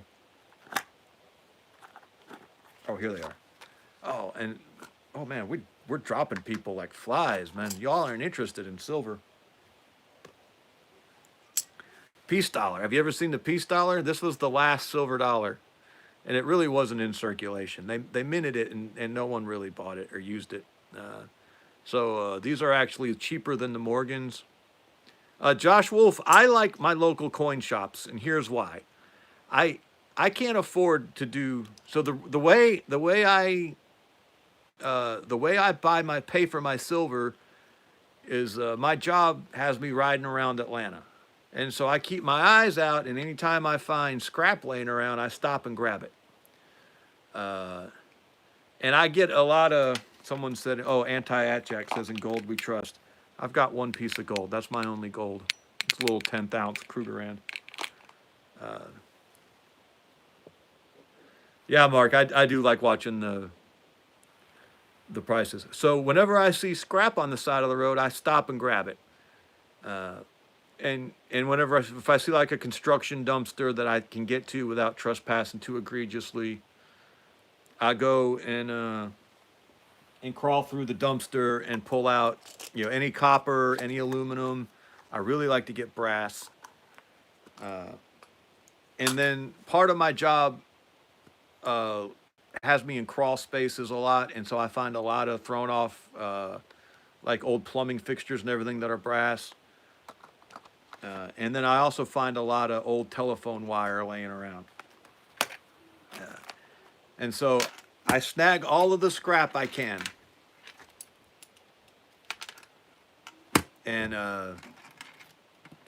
once a week, you know, I like to go once a week, but I can't always swing it. I'll take all my scrap down to the scrap yard, and then I go straight to the coin shop and buy my silver. So here's the problem with the online places, and they have good deals, but they have to charge you shipping on orders under, I think it's usually $200. And I don't buy $200 worth of silver. Now, I know what you're about to say. No, Isaac, I don't steal. uh, uh, but I do liberate something. No, I don't. I don't liberate. If I held on to my money till I had enough to do $200 to get free shipping, because the shipping eats you alive.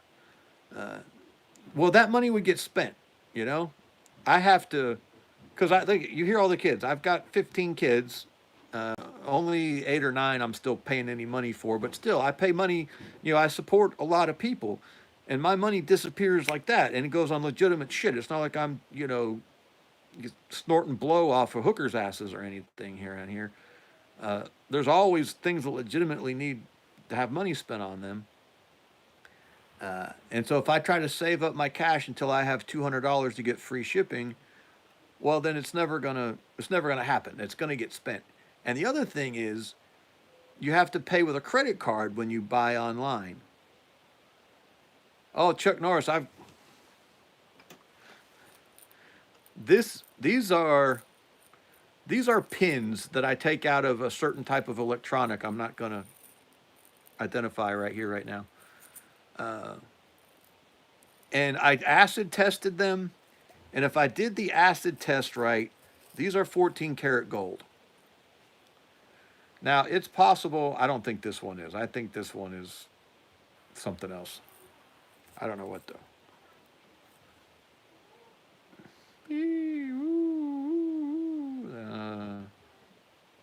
So if these are really 14 karat gold, at some point I need to melt these down and make a button and take them up to the coin shop and have them put them on the Sigma machine. And the Sigma will tell me if they're really gold or not. But I also have a big bin over here of I save so like I'm pretty sure most of this is silver. I'm not positive, but I'm pretty sure most of it is. And these are gold plated screws that come out of the same electronics that I'm not identifying right now. But they're magnetic, and it's just gold plated, and they weren't worth saving. I'm gonna end up throwing them out. So for that reason, I can walk into and I've done this. I have gone into my local coin shop with $6. All I had to my name was $6, and I was able to buy 3 silver dimes. Uh, all right, one shot. We'll talk about that. Hold on one second, one shot. Uh, so that's why I love my local coin shop, because no matter what, once a week, if I can save up $2, I can go down to my coin shop and buy a dime, buy a silver dime. And laugh all you want. Let's see what I come up with here. Laugh all you want. That $2 silver dime, that's a pretty dime. What year is that? Looks like it's 63. That's in good shape. All right. That $2 silver dime at one point was worth 10 cents. Now let that sink in. In 1963, this was worth 10 cents. It is now worth $2. And I have that tube. How many dimes are in a roll of dimes? I don't remember. Well, whatever it is, that's a roll of dimes. At $2, not 50. So what's $2 times 50? It's $100. That's $100. I can fit 52. Wolf pack. Okay. If you can only do one dime a week in a year, you've saved $100. I fit 69. You assholes. And you've saved $100. $100 you can't spend easy.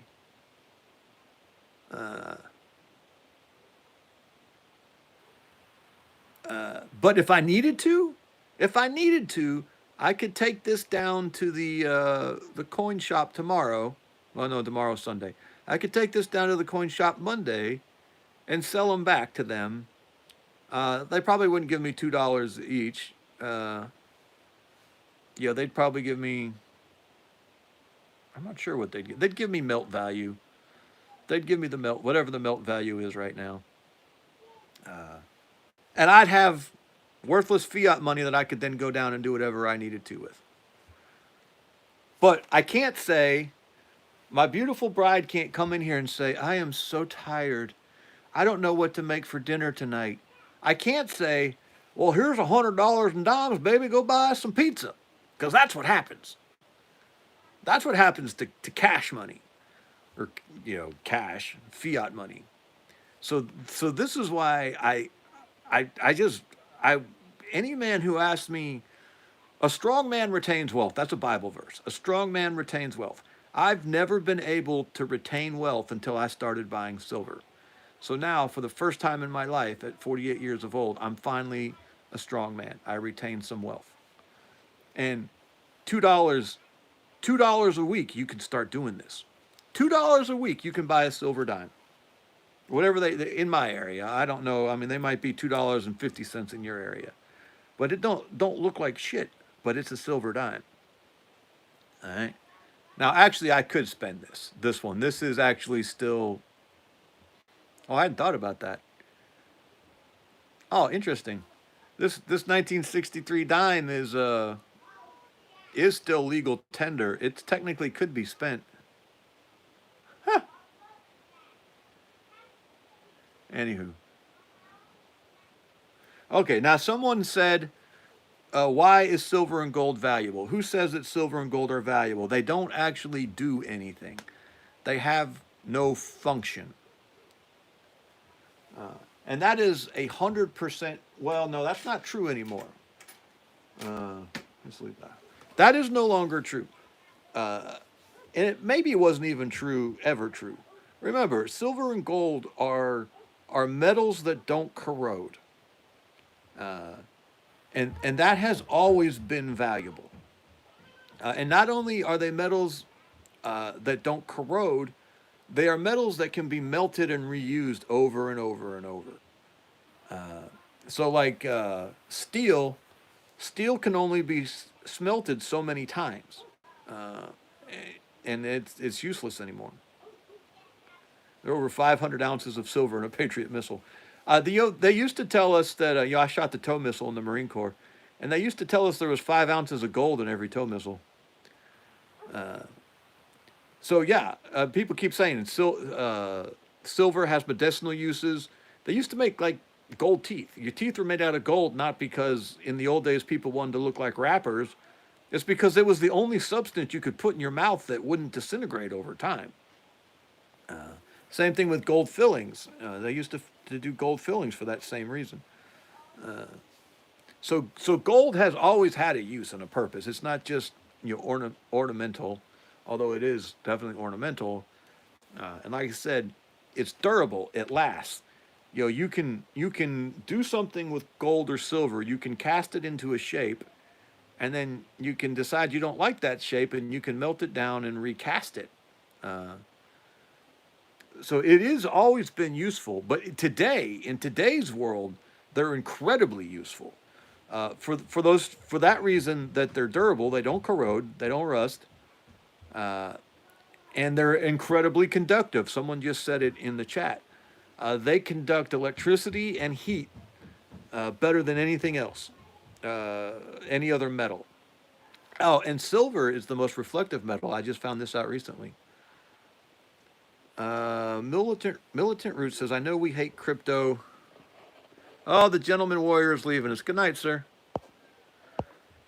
Militant Root says, I know we hate crypto, but I bought an 80-acre farm with a historic home in Virginia with an 1800s grist mill with a working water mill wheel because of crypto.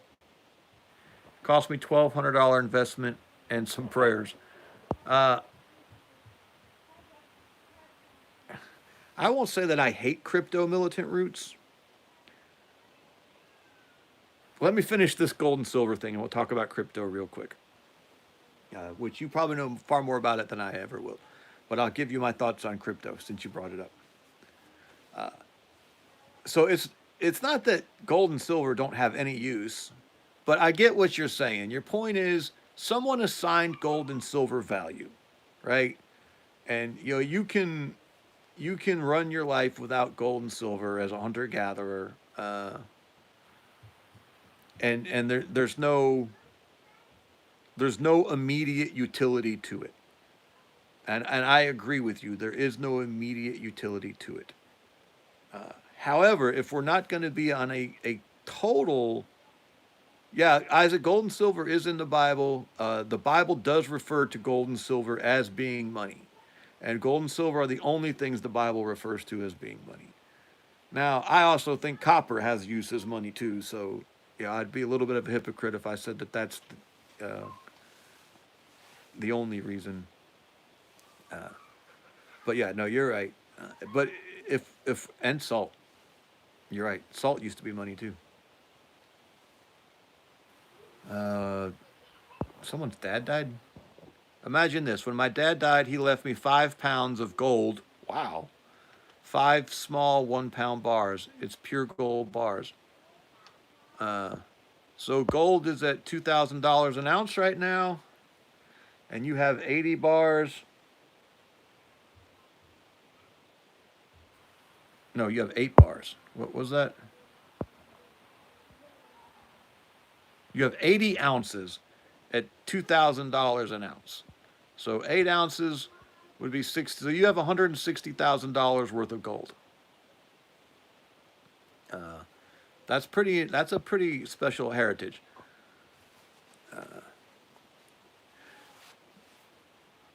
But if we're not just going to be hunter gatherers uh, bartering, perishable goods, then we have to have some medium of exchange. It's not that it's not that gold and silver. Patrick, I would not sell any. Now I'm a true believer, so but I would not sell any precious metals right now. Uh, with all the money that's been printed lately, there's going to be massive inflation, and when the inflation really does kick off, or when people realize the inflation's not under control, there's going to be a rush into gold, and the gold price is just going to explode. Now, people have been saying this for years, uh, but it's true, and it has exploded. Look, I don't have price charts in front of me, but it's at all-time highs right now. $2,000 an ounce are historic highs for gold, and it's not done right now. It's going to go higher. So, uh, what I would do is I would pick a level where you're going to sell one of them, and then pick a level where you'd sell the next one, and then pick a level where but I wouldn't sell all five of them. Yeah. So and this, I'm just throwing out crazy numbers here. Look, I'm a hillbilly redneck. Remember, I said I live in a double wide trailer, and it's not even that nice of a double wide trailer. So don't take anything I say as financial advice. Here's an idea: gold's at $2,000 an ounce. If you don't need this money right now, if you can sit on this gold, then I say pick a level where you'll sell 1 bar, and maybe that is. I mean, it depends on how interested you might be. I wouldn't sell for less than $2,500 an ounce right now. I I just think it's going to blow way past that. And then pick a level where you might sell the next one. Say 25, 3,000, 35, 4,000, and 45. Uh, but I would be really, really. All right, Isaac. I apologize. I thought it was spelled with an E. You're right. Uh, I would be really cautious about selling that gold, because here's the thing: what do you do with the money when you got the money? You know. Okay, so you've sold your gold, and now you've got a bunch of paper money. What do you do with it? Uh, do you blow it? Uh, Yeah, I really think I would not consider selling that metal until I had a really good idea of what I was doing with the money, uh, and it was something like buy land, you know, at a good deal. Anyway, that's me. I'm a nobody, nothing. I'm an ignorant redneck. Now let's talk about cryptos for a second. Oh no, we didn't finish gold and silver. It's not that gold and silver have this intrinsic value. It's that they're the best possible option for a store of value. You know, yes, food is more useful, but food spoils and goes bad. And and maybe the food you have is not the food the people around you want. Or at the time you have the food, they don't want that food, or they don't have what you want.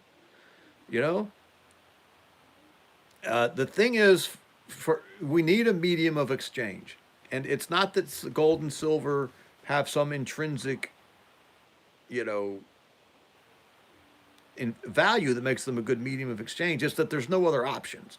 They are Gold and silver are the best possible options for a medium of exchange. You know, they're easily recognizable and verifiable. You know, they can be. You know, the weight is easy to check and all that stuff.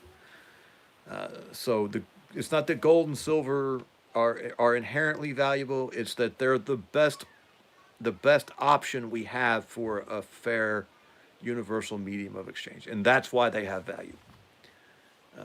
Because we can all know them, we all can recognize them, and they're easily convertible, and they're durable. They last. It is, yeah, and as like Chuck says, non-taxable. That's the other reason you want to go to your local coin shop and buy in cash, because a lot of states, including Georgia for now, don't tax precious metals purchases the made in cash, at least underneath a certain amount. And then, of course, the other reason to go to a local coin shop and pay with cash is that then no one knows that you have them, unless, of course, you broadcast it on YouTube, in which case then everyone knows that you have them. But you know, I mean, there's only 50 of you in here anyway, right? It's 50 of my closest friends.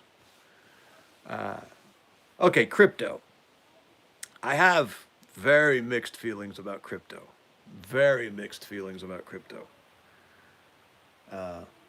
On one hand, I love. Here's a piece of copper scrap I had in my pocket. I find stuff like this. I save stuff like this. When I have 10, 15 pounds of it, I take it off to the scrapyard, and that's how I buy my silver. Yeah. And 50 people, 12 of them were IRS agents. I love the spirit of crypto. And I think the men, and it's primarily men who are doing crypto right now. Patrick was offered $2,500 an ounce US for the 16 ounces. That's 1 bar, 1 pound, all cash off the books. It seems like a good nest egg that I could keep off the books. It's really tempting to have 40,000 off the books. Yeah, but here's the deal, Patrick. You already have $40,000 off the books because you have the gold. The gold is the value. The money, the $40,000 is just a way to say how much gold you have. As long as you have the gold, you have the nest egg. You don't have to sell your gold in order to have the money. You keep the gold, you have that money plus whatever future money it's going to earn as it appreciates in value. Now, like I said, you know, I'm just a hillbilly redneck that lives in a double wide trailer at the end of a dirt road, and it's not a good dirt road. At the bottom of a hill, at the top end of a valley in the unfashionable section of northeast Georgia. Not everybody wants to live the way I live. But yeah, I mean, if you had something you wanted to convert that gold into, land, if you decided that you liked you know, the gold and silver ratio is kind of skewed right now. Maybe, oh, I left some silver out. Maybe you think silver's a better deal right now than gold. Maybe you want to sell some gold and buy some silver, or like as someone said, you've got a good deal on some land. You're going to put it into a rental property. But if you're going to sell gold, you want to be able, either you have an emergency and you need it, which is what the wealth is there for. And yes, if you need that money for a reason, then you sell that gold and you spend that money on what you need. But if it's just that, oh, I've got the gold and I want the money, well, the gold is money. The gold is real money. And it's going to be worth more of that paper in the future. And you only let, you want to retain. Remember, a strong man retains wealth. Paper isn't wealth. And paper just flows out of your pocket in a steady stream. So, and now we're down to 40 people. People don't like to hear about gold. Uh, so yeah, I say don't sell the gold unless you're buying land, you're buying a rental property, you're starting a business, a good business that you have reason to believe is gonna, you don't throw away wealth like that for no reason. The problem is that it's 1 pound bars. That's harder to get rid of off when you really need it. I would prefer having 80 ounces and 1 ounces. Okay, now, okay, to me, that is very, very legitimate, Patrick. That's very reasonable. If you'd rather convert it into a different form, for whatever reason, then yeah, fantastic. I don't think you're going to have trouble selling those 1 pound bars when the time comes. Uh, but fine, yeah, no. If you're converting it into something a little more portable, especially because, okay, follow me here. Smaller denominations bring a higher premium when you sell them, but yeah, short term savings is good right now, Mark, because of the interest rates, but that's not gonna last. But because you have so much gold and you're going to convert that amount into a large amount of smaller denominations, you could buy a fair amount of smaller denomination gold, say 1 ounce rounds, at a low premium. And then when you ever did go to turn around and resell those rounds, because they're the smaller denomination, you could charge a higher premium. So you actually could increase the value of your stack by reducing it into smaller denomination pieces. Now, how much? I don't think I would do that solely in order to try to get higher premiums, but it's still a legitimate, if you'd rather have smaller coins, that's completely legitimate. Also, if you wanted to buy coins with some numismatic value, you wanted to get some older sovereigns or some old golden eagles or stuff that you think has a chance to. I think it's rare for gold coins to get too much numismatic value because this gold itself is so valuable. But yeah, there's all sorts of reasons why maybe you want to sell the type of gold you have and buy different type of gold or different investment. But still, what a wonderful legacy your father left you. I don't know what kind of man he was. He might have been terrible on everything else, but boy, he did that part right. Now, okay, crypto, and then I need to cut this one short. We're already at 2 hours. I really, Billy goats are vile. What the hell? I really admire the spirit of the men who are doing crypto right now. Patrick, Luke B is selling a Billy goat if you really need to spend that gold on something.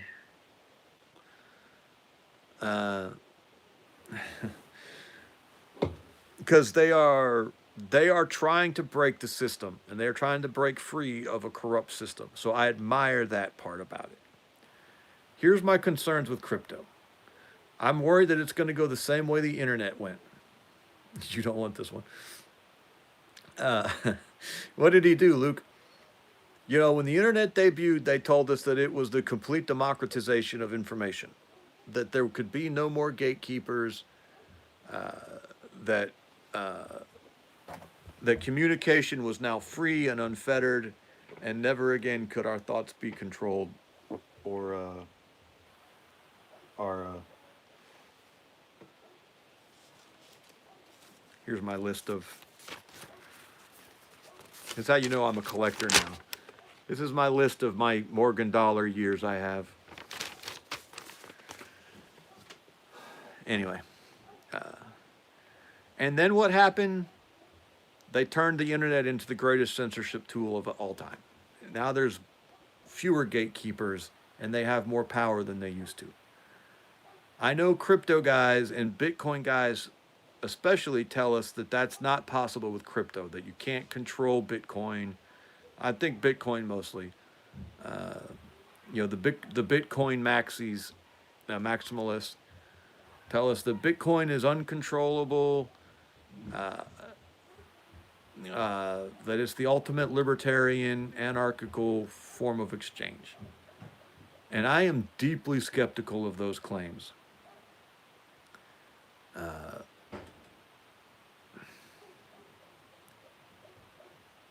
It's on a computer. It's ones and zeros. It's software. At the end of the day, now maybe I don't understand the technology. There are things that are beyond my ability to ken.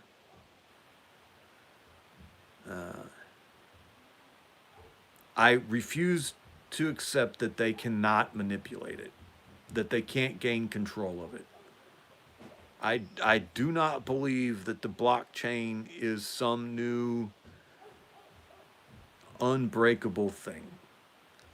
Every time that claim has ever been made throughout history, it has been proven false. Every time someone has made a lock that couldn't be picked, someone picked the lock. Every time someone has made a code that could not be broken, someone broke the code. Now, I know, like Luke is just saying it right now, you can track every change made on the blockchain. I'm sorry, I don't believe that that can't be manipulated. All right, at some place, the things that control the blockchain are programmed into a piece of computer software that tells that monitors the blockchain. At some point, there's computer software that affects these things.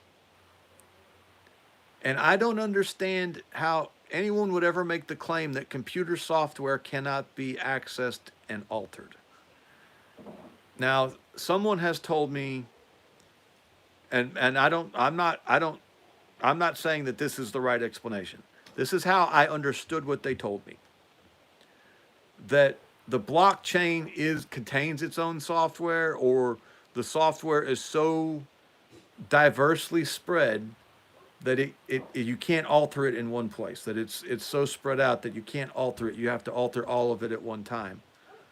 Yeah, everything that's uncrackable will be crackable. And like Engineer Tsuchi just said, okay, so it can be done. It's just not conceivable. That you have to be able to alter this software everywhere it exists all at once. And right now, the technology to do that doesn't exist, or the ability to do that doesn't exist. But it will. You know, it always does.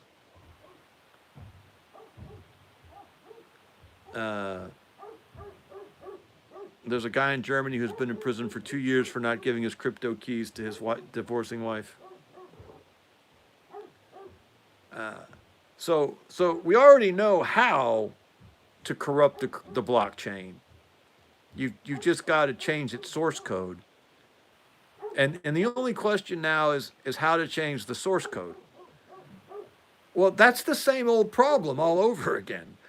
That's nothing new. That's it's just harder. It's just a tougher code. It's just a stronger lock. But those codes and those locks will be broken. They always are.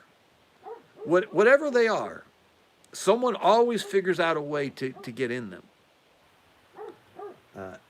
And at some point,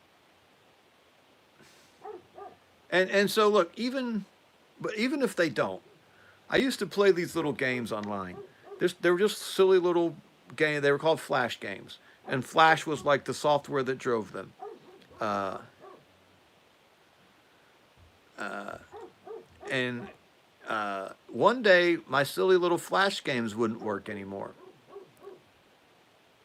because the powers that be on the internet decided that that Flash software uh,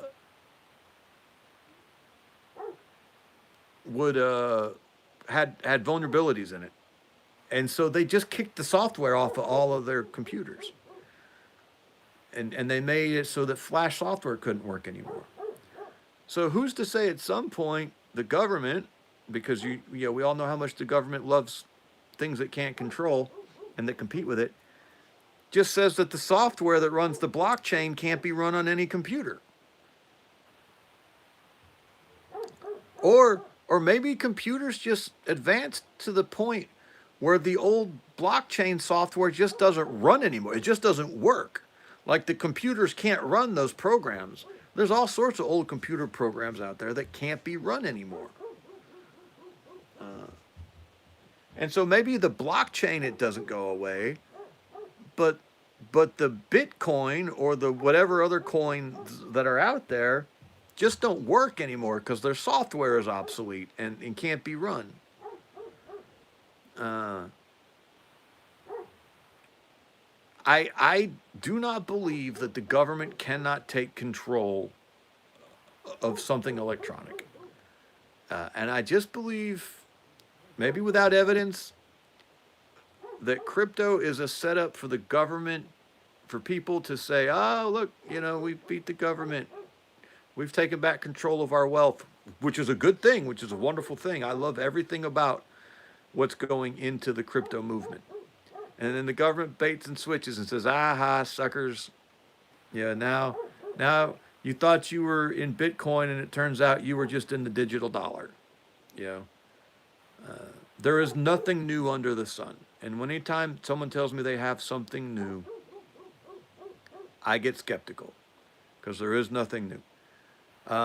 There was this thing called the tulip, what was tulip craze or the tulip, anyway, the tulip rush. This was back in the 1600s, and people went nuts, and tulips were money. I mean, crazy money. People were investing in tulips. People were selling tulips. There were like stock markets for tulips, the flowers. Uh, and at the height of this craziness, and people were putting like all their money in tulips. At the height of this craziness, there were two black tulips. Now, Isaac, when I say tulips, these aren't the things that you think get women pregnant. These are the flowers. Okay, so I'm about to describe the tulips, and I don't want you thinking that I'm saying that those are the tulips you should go kiss. Although, if these two, if it's fine if it does, but we're just talking about different things. They're called tulips of color, you racist. Well, because at the height of the tulip craze, there were two black tulips. There were only two black tulips. Yeah, 3 months ago, pink Stanley Cups would have been a good investment. There were only two black tulips in the entire world, and they were both considered more valuable than the economies of most countries. One of these things went up for sale. And it went up for an auction, this black tulip. And it sold for more than the economy of most countries at the time. No one knew who bought it for a while. And then it turned out that the people who had bought it was this conglomeration. It was this like corporate, it was one of the earliest corporations too, by the way. And it was the people who owned the other black tulip. So now the only two black tulips in the entire world were owned by this one corporation. And it was the wealthiest corporation in the world by virtue of owning these two black tulips. Now, most of you have heard this story before, but there's so many lessons to be derived from this story. This is just one of the craziest things in history. So what did they do with this incredible amount of wealth?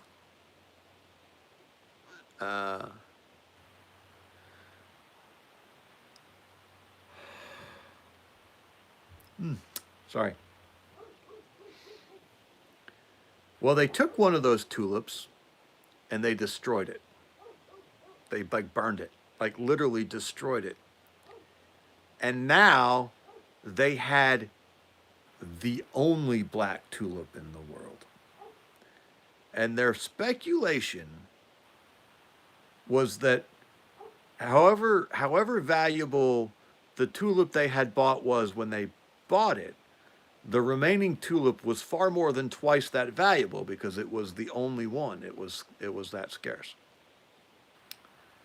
Now, almost immediately after they destroyed the second black tulip, the tulip craze ended.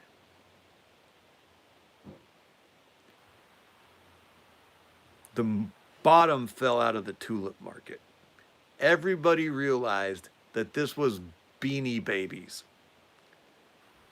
And the tulip market collapsed. And that black tulip was worthless. Like, had no value. Who wants a black tulip? Nobody. All that money they'd spent buying the other tulip, all the money they hadn't made by selling their black tulip, it was all gone. Just blown out somebody's ass. Anytime there's a craze, you have to say, it's like Pokemon cards, or like I said, Beanie Babies. Anytime there's a craze, especially a financial craze, you have to step back and say, is this a black tulip? What is this? At its fundamental basic level, what is this? You know, is a pink Stanley Cup anything more than a Stanley Cup?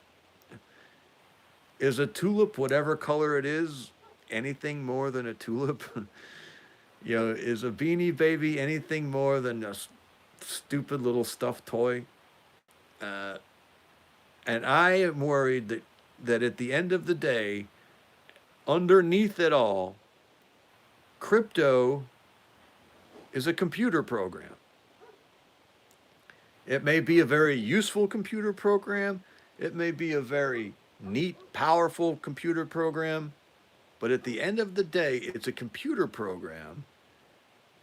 And somebody with a keystroke can make 1 trillion of them.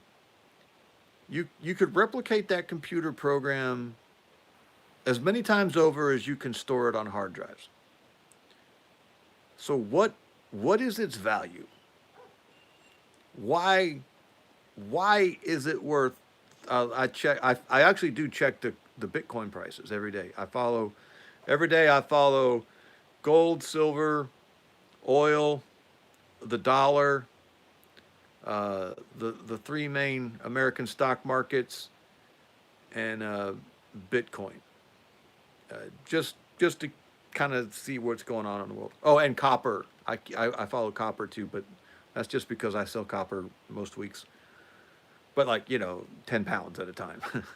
The copper I find laying around. This kind of copper. Which I need to get this rubber out of here so I can. Anywho. So I do track the crypto. Right now it's like at $40,000 a coin. Uh, why is it worth $40,000 a coin? What does it do? It keeps records. Okay. Well, I I was I was I was digging through an old abandoned building probably about 20 years ago now. And it was an old doctor's office. And in the back of the doctor's office were all these records. There were medical records, there were financial records. Probably, if someone could have combed through them, you could have probably built an amazing amount of historical information because these were all records from like the 30s and 40s and maybe into the 50s. You probably could have built a massive amount of history of that area. Uh, but so what? Who cares? Those records were so invaluable, they had been abandoned in the back of that building.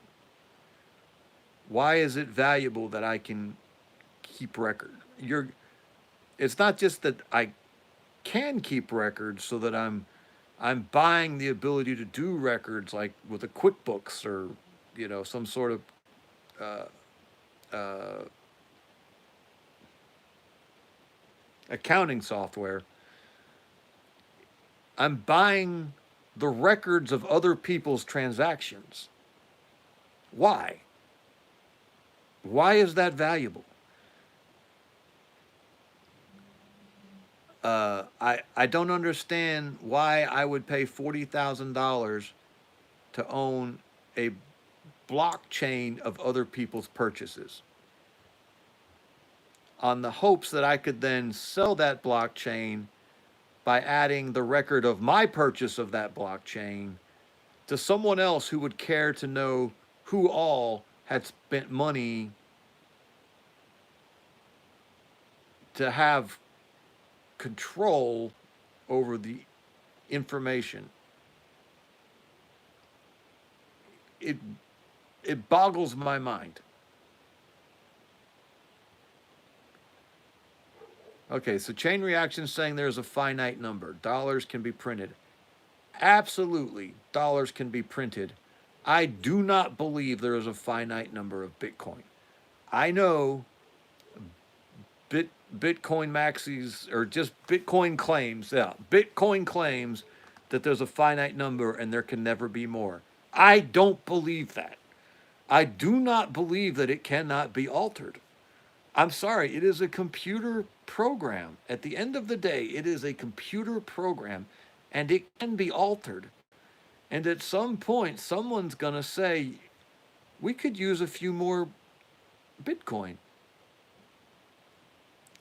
And they're just going to, what's stopping them from changing the system?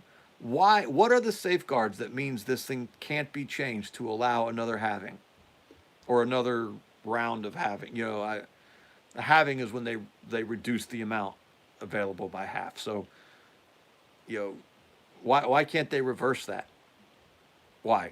I don't understand why no one believes this software cannot be altered. At somewhere this software exists. Somewhere someone has to keep it from being corrupted. And Patrick says I bought Bitcoin at $9,500. This is about. Okay, Chain Reaction knows. Obviously, Chain Reaction has information here that he's trying to share. It will eventually get to the point of infinite decimal given they don't change it and the price remains going up over a long period of time. So he's saying there's no need to create more Bitcoin because you'll just keep adding decimal points to the existing Bitcoin. I just don't understand why it can never be altered. Why this programming can never be altered. I'm not aware of any computer programming that can't be altered. The Bitcoin has to have some kind of architecture around it. There has to be some ones and zeros somewhere that dictate how the program runs and how the blockchain is managed. You know, my non technological brain with absolutely zero training wants to call it the source code. There has to be a source code. I'm sure I heard that phrase somewhere, probably in a science fiction, a really trashy science fiction novel with a redhead protagonist. Lots of those trashy science fiction novels, the female lead has red hair. Okay, theoretically, you would have to. Whoop, what happened? Theoretically, you would have to alter all copies of the blockchain everywhere. Its records are distributed all over the world. Okay. Why can't that be done? I need the name of the novel with the redhead. Yeah. Any trashy science fiction novel. Anyway, obviously I don't understand it, and I don't claim to understand it. Obviously, I'm a skeptic. And then I also, and I need to be honest with you, I have a religious objection. And I know that's not valid for most people, and you can roll your eyes at me, I'm fine. But you know, I read the Bible, I believe the Bible, and the Bible tells me in the end times when things get really bad, that money will have been done away with, and the evil people will be able to control buying and selling. And to me, that sounds like digital currency. Now, there could be all sorts of other things that also sound like that. Digital currency isn't the only possible explanation. Oh, and let me say this again. Look, if you're making money in crypto, more power to you, brother.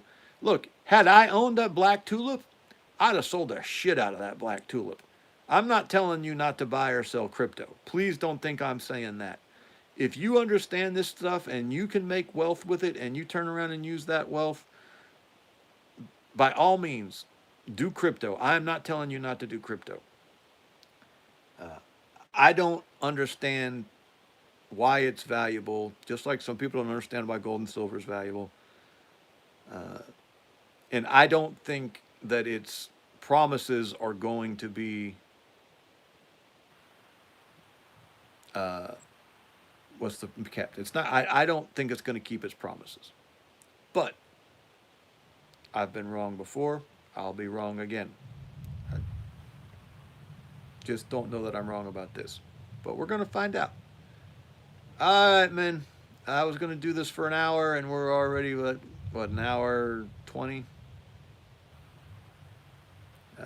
We appreciate the hell out of you, man. I love doing these. I love talking to you. I love the comments we get. We appreciate Isaac for moderating. We appreciate Les. Les showed up to moderate too. Kimmy, it was good to see you, ma'am. Thank you for showing up. I felt like one of our other moderators had shown up.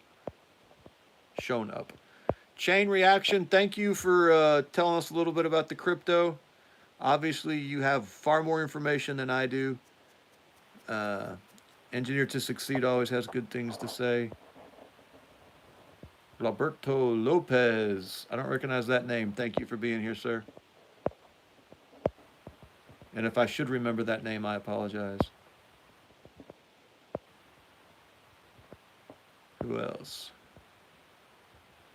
Mark is here. Well, always good to see Mark.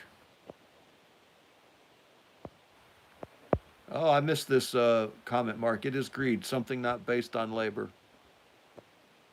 Yeah, Patrick bought Bitcoin at $9,500 about 10 years ago. Come on. Has 11 full coins. I got 11 full coins. I was called crazy. Yeah, well, I mean, you look like a genius right now, Patrick, because like I said, it's at $40,000. Isaac is moderating himself. Yeah, Kimmy pointed out Satoshi Nakamoto has many Bitcoin. And I think I heard somewhere that maybe his Bitcoin is lost. I don't think so, though. I think he's gonna blow up the system at some point. He's gonna cash out. Lance Corporal Veteran says that the tulip craze lasted 4 months, then it started to fall, and in 3 months it was officially over. Wow. Okay, so Bitcoin has lasted far longer than the tulip craze. Engineer to succeed. I can't do these comments this way. Short-term fads will always come and go. They are not investments. They are an opportunity to make some short-term gains. But you can get burned on them, yeah. That's the problem, you know. Timing the top and bottom of these things is impossible, I'm told. Wow, Isaac was really moderating the crap out of himself. He kept saying things and retracting them. All right, Patrick has 4.7 acres and a cabin up north. And Patrick's in Canada, so up north to him must be damn the North Pole. All right. Oops, sorry. Like I said, we appreciate the hell out of you, man. This was just a little impromptu thing. I got all excited about Texas, as we should all be excited about Texas. Even if it doesn't go any farther than it's already gone, it was still a warning shot across the bow. Texas, the eyes of everyone else are upon you, and we salute you. We appreciate you guys. Have a good evening.